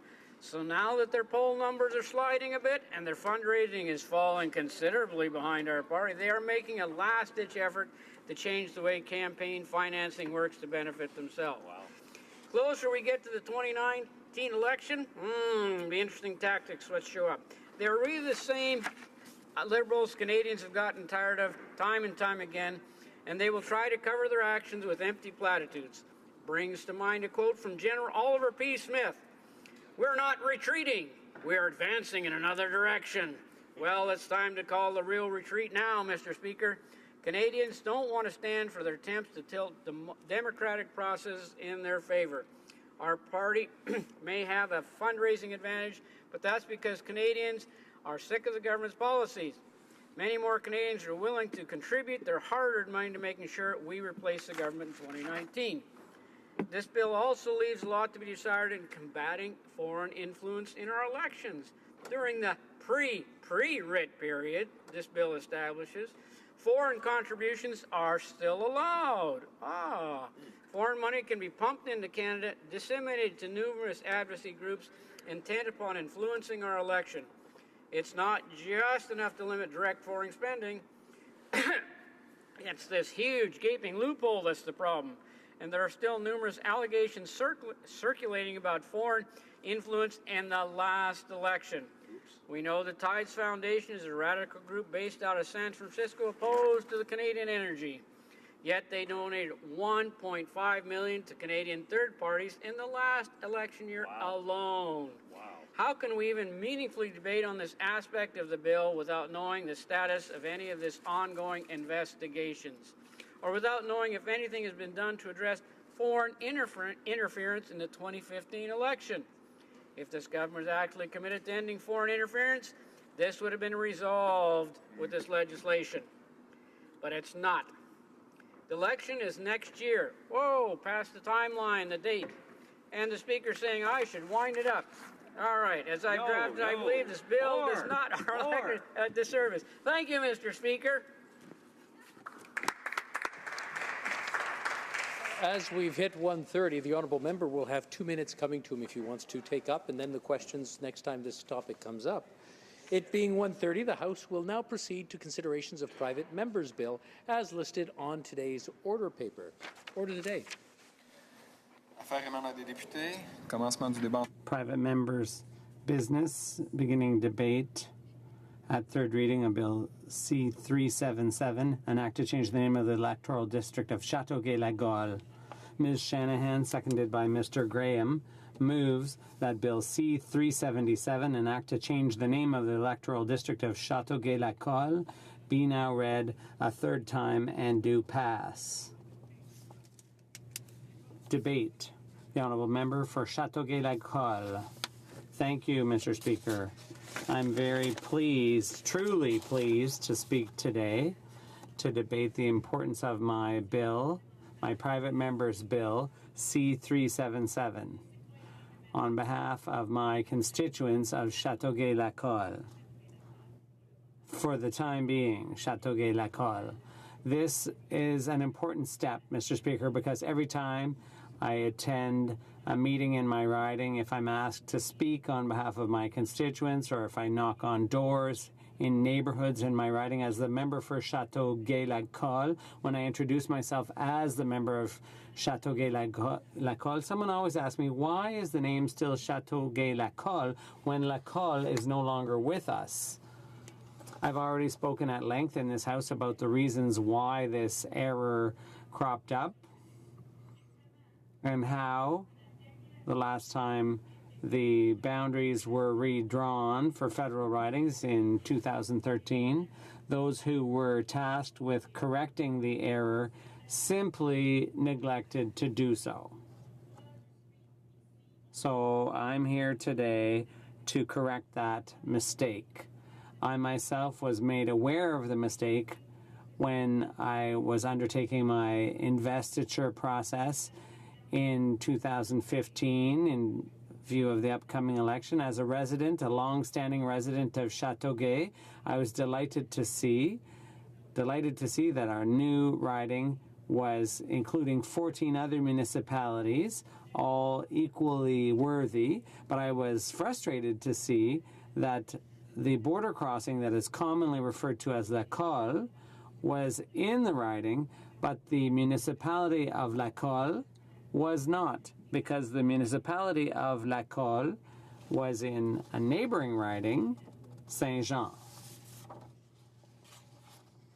Just imagine, Mr. Speaker, how the people of Saint-Bernard-de-Lacolle must feel. They are my constituents, but when they found out that the name of our new federal riding didn't refer to them, but rather to the customs office, the border crossing in our riding, I visited with representatives of each of the municipalities in my riding to discuss issues of concern to them, and the name of the riding was something that constantly came up as a concern, and people suggested alternatives, more appropriate names. I'd like to point out, Mr. Speaker, that it was the late Jacques Delisle, mayor of Napierville, who was the first to propose that the name Lacolle be replaced with Les Jardins de Napierville. So everyone got behind this idea and felt that this was a more meaningful and logical name for to describe our region. I've already set out the many reasons for choosing Châteauguay Les Jardins de Napierville, and allow me, Mr. Speaker, to mention what are, to my mind, the two most important reasons. The regional municipality of Jardins de Napierville includes 9 of the 15 municipalities that are found in our riding, including Saint-Clotilde, Saint-Patrice de Sherrington, Napierville, Saint-Cyrien de Napierville, Saint-Jacques-le-Mineur, Saint-Édouard, Saint-Michel, Saint-Rémy, and of course, Saint-Bernard-de-Lacolle. And secondly, Mr. Speaker, the residents of the 6 other municipalities, like Saint-Urbain-Premier, Sainte-Martine, Mercier, Saint-Isidore, Léry, and of course, Châteauguay, can identify with the region described as Greater Châteauguay. In this way, Mr. Speaker, all residents of my riding will consider themselves included in the new name. World in our riding, both urban and rural. Now when I meet citizens at the door, at the grocery store, at a town hall, and they ask me, so when is the name of the riding going to get changed? I am so delighted to say we are getting it done. But now it appears that we face opposition in this House to the name change that my citizens so desperately want. Indeed, I was confident, Mr. Speaker, that by the words expressed by my fellow members at the second reading stage and at the Standing Committee of Procedures and House Affairs that C-377 had the support of all parties in the House. But apparently, as shown by the dissenting voices of last week, that was not the case. So now I dare hope, Mr. Speaker, knowing how important it is to my constituents to see themselves in the name of our great and beautiful riding, that every member of this House will vote with me in one voice to say yea to the name of Châteauguay-Les Jardins de Napierville. Thank you, Mr. Speaker. Questions et commentaires. Questions and comments? Honorable député. The honourable member for Saint-Hyacinthe-Bagotte. Thank you, Mr. Speaker. Although I will be supporting my colleague's bill, I have to admit I'm a bit surprised. About half of the members here in the House who have an opportunity to table private members' bills, of all the possible choices, of all the issues in our ridings in Châteauguay-Lacolle, it seems to me like a change in the riding name. It surprises me a bit that that's the choice, especially since we know that C-402 on changing riding names was passed unanimously. So my question for my colleague is, why didn't you choose agriculture for your private members' bill, or improving a high-speed internet access, or infrastructure? Why not choose an issue like EI or the Temporary Foreign Workers Program? Why didn't you choose something that was more of concern to constituents? The honourable member for Châteauguay-Lacolle. Thank you, Mr. Speaker. And I'd like to thank my colleague opposite for her question. And I did answer during the first and second debates. This is a concern to my constituents. We have various ways here in the House of raising issues and expressing concerns about the issues that matter to our constituents. But in this case, because as backbencher here in the House, I made a promise to my constituents, to the people who supported me during the election campaign and after. I asked myself, am I here for my constituents? Do I have to respond to what they want? Do I have to answer their concerns? It's a matter of identity, pride, and so. And frankly, I find it hard to take coming from the NDP, because the NDP member, the previous NDP member, didn't do what he should have done when he should have to correct this error in the previous Parliament. Questions and comments. The honourable member for La Salle-et-Mar, Verdun. Thank you, Mr. Speaker. I'd like to thank for her efforts in changing the name of her riding. Mr. Speaker, I have a historical question. It's quite an evocative name, Les Jardins de Napierville, the Gardens of Napierville. And I would just ask her to elaborate as to the origin, historical origins of that name. It's really rather nice. The honourable member for Châteauguay-Lacolle. Thank you very much, Mr. Speaker. And I'd like to thank my colleague, because, as a matter of fact, in conducting my research behind this bill, I asked myself the same question. Where does the Napierville come from, and the Gardens of Napierville? Where do these expressions come from?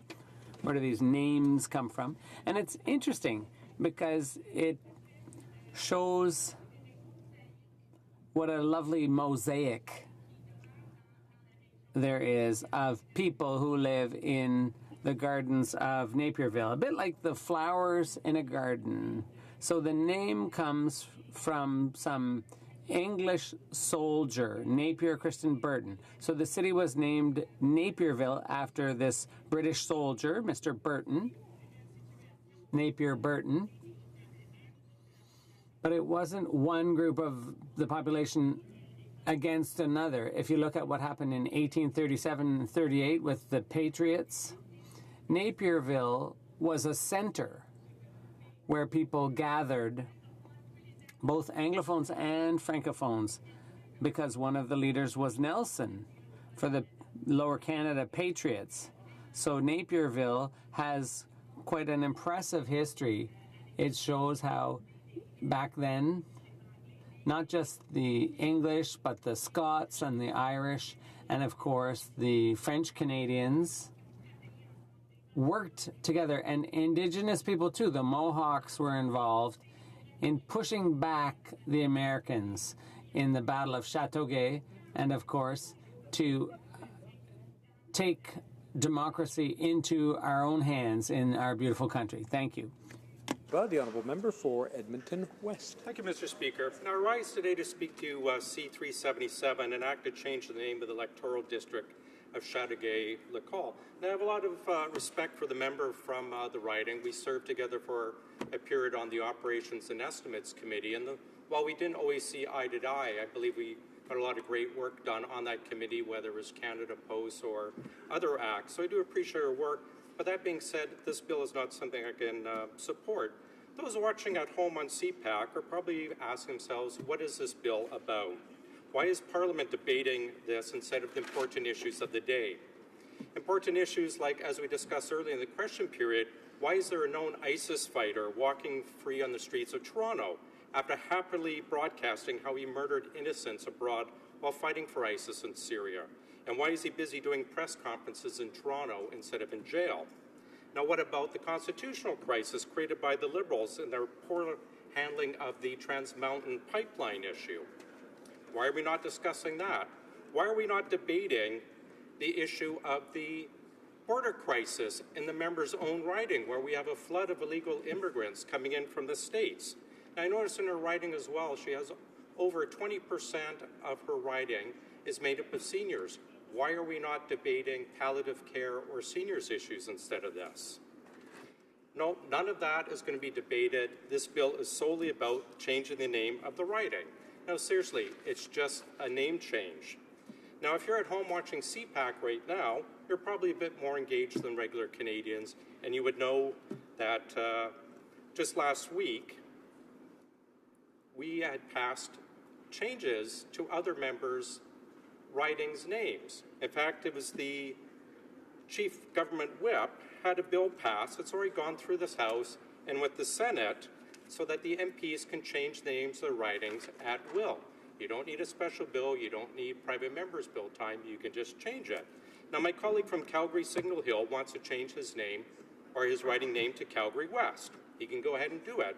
I've joked in the past about changing our name from Edmonton West to Edmonton West Edmonton Mall, of course, to honor West Edmonton Mall, the world's largest mall in our riding.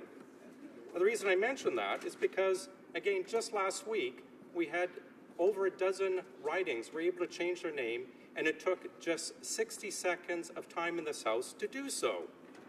Now, my point is that we don't need a private member's bill to change their names. Now, all of us MPs, when we first get elected at the beginning of the legislative period, we draw numbers for order of introducing private members' bill. Those with low numbers get a chance to get the private members' bill heard and debated in this House. I drew a relatively low number, I think it was 38, and I introduced Bill C-301, a bill that would reduce taxes for all seniors across the country. Unfortunately, it was a bill that Liberals shot down. And my point is further that only about half of members of Parliament will get their private members' bill introduced, debated, and heard in this House because of time constraints. So only about half of us get it through. The member from Chateauguay-Lécole was lucky enough to have it, and she uses some valuable legislative time. Instead of introducing stuff that will actually help Canada, help her constituents, she wastes valuable time to debate a bill or change the name of a riding that's not even really needed because we have procedural rules so we can change that. Now, I see today the Liberals brought closure once again on a bill, this time to discuss, or closure on, to limit debate on C-76, where we're debating the ways we're going to conduct our elections. Now, the Liberal bill will allow foreign funds from Tides USA to flood into Canada to alter the electoral outcomes and attack our democratic process. This bill will allow people who haven't set foot in Canada for over 2 decades, 3 decades, to still be able to vote and help decide our electoral outcomes. So we have only 1 hour of debate on these serious issues that affect our democracy, and yet we've just spent 4 hours to discuss a name change that could have simply been done basically with an email to the government whip. Now again, I have a lot of great respect for this member. I believe it's a great waste of Parliament's time, and it just shows, once again, the mixed-up priorities of this Liberal government. Thank you, Mr. Speaker. Reprise du débat. Resuming debate, the honourable member for Saint-Hyacinthe-Bagotte.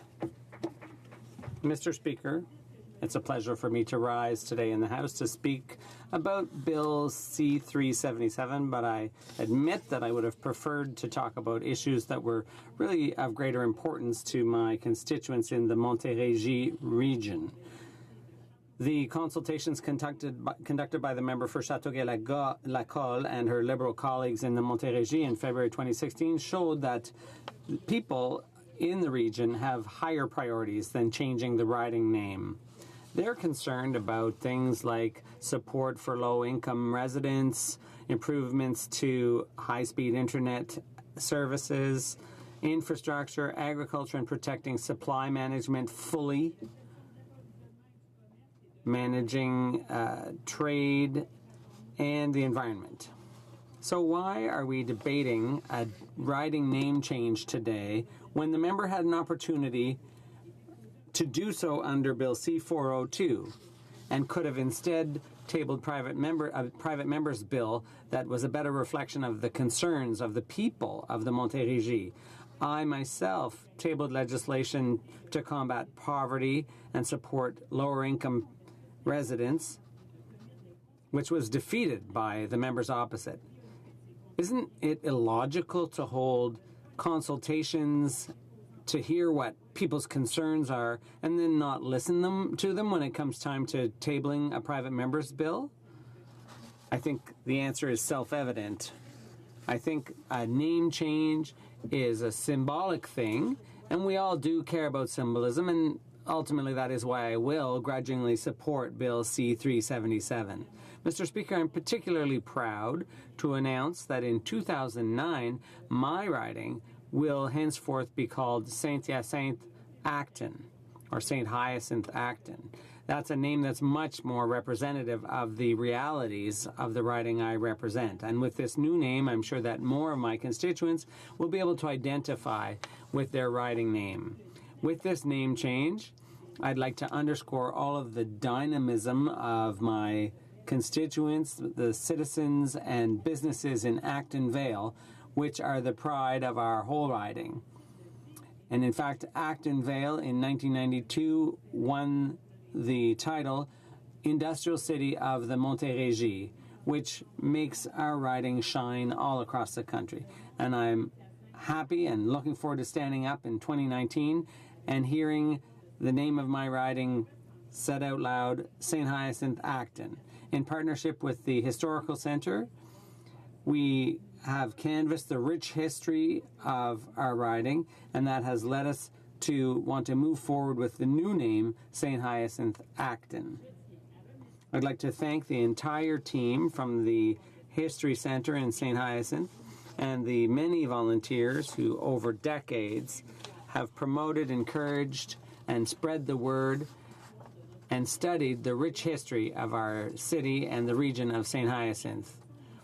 The Historical Centre has always wanted to innovate and acquire and process and preserve the archives, documents, and objects that are a part of our history. The Centre has a collection of over 500 archival items with almost 285,000 documents and 140,000 maps. The Historical Centre also has the documents from the St. Hyacinth Seminary, which was founded in 1811. There are over 70 meters of documents and over 7,000 photos, and that's an undeniable source of information. For those who love music, the Centre also has a Bonne Chanson Fund, which was established in 1937 by Charles-Émile Gadebois. I'd also like to thank the St. Hyacinthe Historical Centre for its work and involvement in our community. People can be truly proud to have a historical centre that really cares about preserving our collective memory. Getting back to the riding name of Saint-Hyacinthe-Bagotte, this doesn't really have the same meaning it once had. The riding I represent includes municipalities of St. Hyacinthe and Acton. So it's very important, to my mind, for the riding to carry the name of both regional municipalities so that people from Actonvale feel just as included as people from St. Hyacinthe. And since the creation of the riding in 1860, it has borne different names: St. Hyacinthe, St. Hyacinthe-Rouville, Bagotte, and then Saint-Hyacinthe-Bagotte. This history, which is so rich, makes me so proud to represent my constituents in St. Hyacinthe and Actonvale at the in the House of Commons since 2015. As I said, I'm already looking forward to standing up in the House in 2019 and hear my name called out as the member for St. Hyacinthe Acton. Thank you, Mr. Speaker. Reprise du débat. Resuming debate. Resuming debate. The honourable member for Châteauguay-Lacolle has the right, le droit à la réplique. Merci beaucoup, Monsieur le... With her right of reply. Thank you very much, Mr. Speaker. And I'd like to applaud the last speech from my colleague for Saint-Hyacinthe and eventually Acton, because that pride that we have in our riding names, that's reflects the fact that it really means something to people. You can call us whatever you want, A, B, C, D, E, 1, 2, 3, 4, 5, all the way up to 338. We could just be numbers, but names mean something. It's important. It's so important, in fact, that we did some research in the previous Parliament. 72 times members in this honourable place put forward private members' bills precisely to change their riding name. They didn't all succeed, but they certainly tried. And one who succeeded... in the 38th Parliament, C304, put forward by a Conservative, John Reynolds. Oh, sorry, that may not be the right name, but put forward by a Conservative member to change a riding of West Vancouver Sunshine Coast to what is the longest name in our Honourable House, West Vancouver Sunshine Coast Sea to Sky Country. And I'm sure that the citizens of that riding are very proud to have that name. That was passed. The member at the time thought that that was the most important thing for him to be doing with his time here in the House, and that is indeed what he did. And so that's really what it comes down to. I don't think we're quibbling any longer about the name of my riding. I don't think we're quibbling about that. I think we're talking about how we use the time in this House.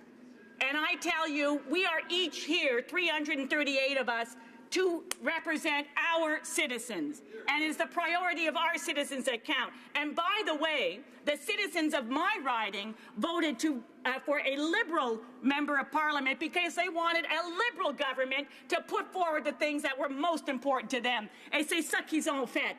And that's what they did. I think it took 30 years.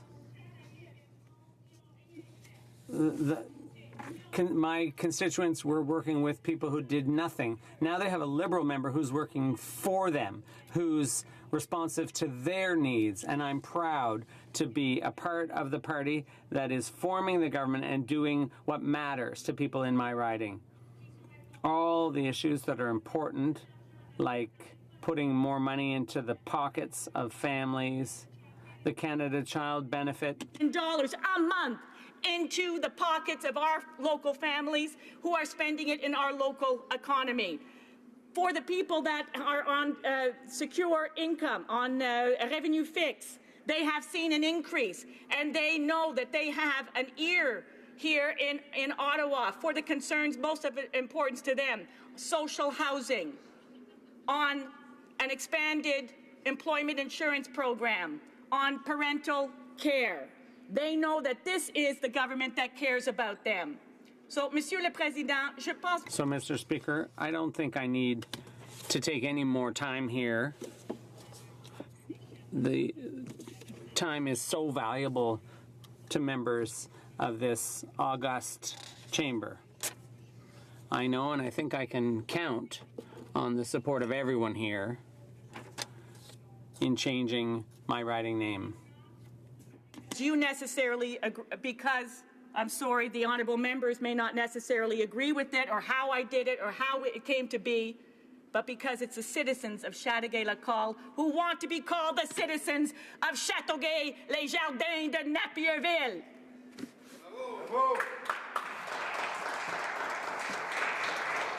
The question is the following one. Ms. Shanahan, seconded by Mr. Graham, moves that Bill C-377, an act to change the name of the electoral district of Châteauguay-Lacolle, be now read a third time and do pass. Is it the pleasure of the House to adopt the motion?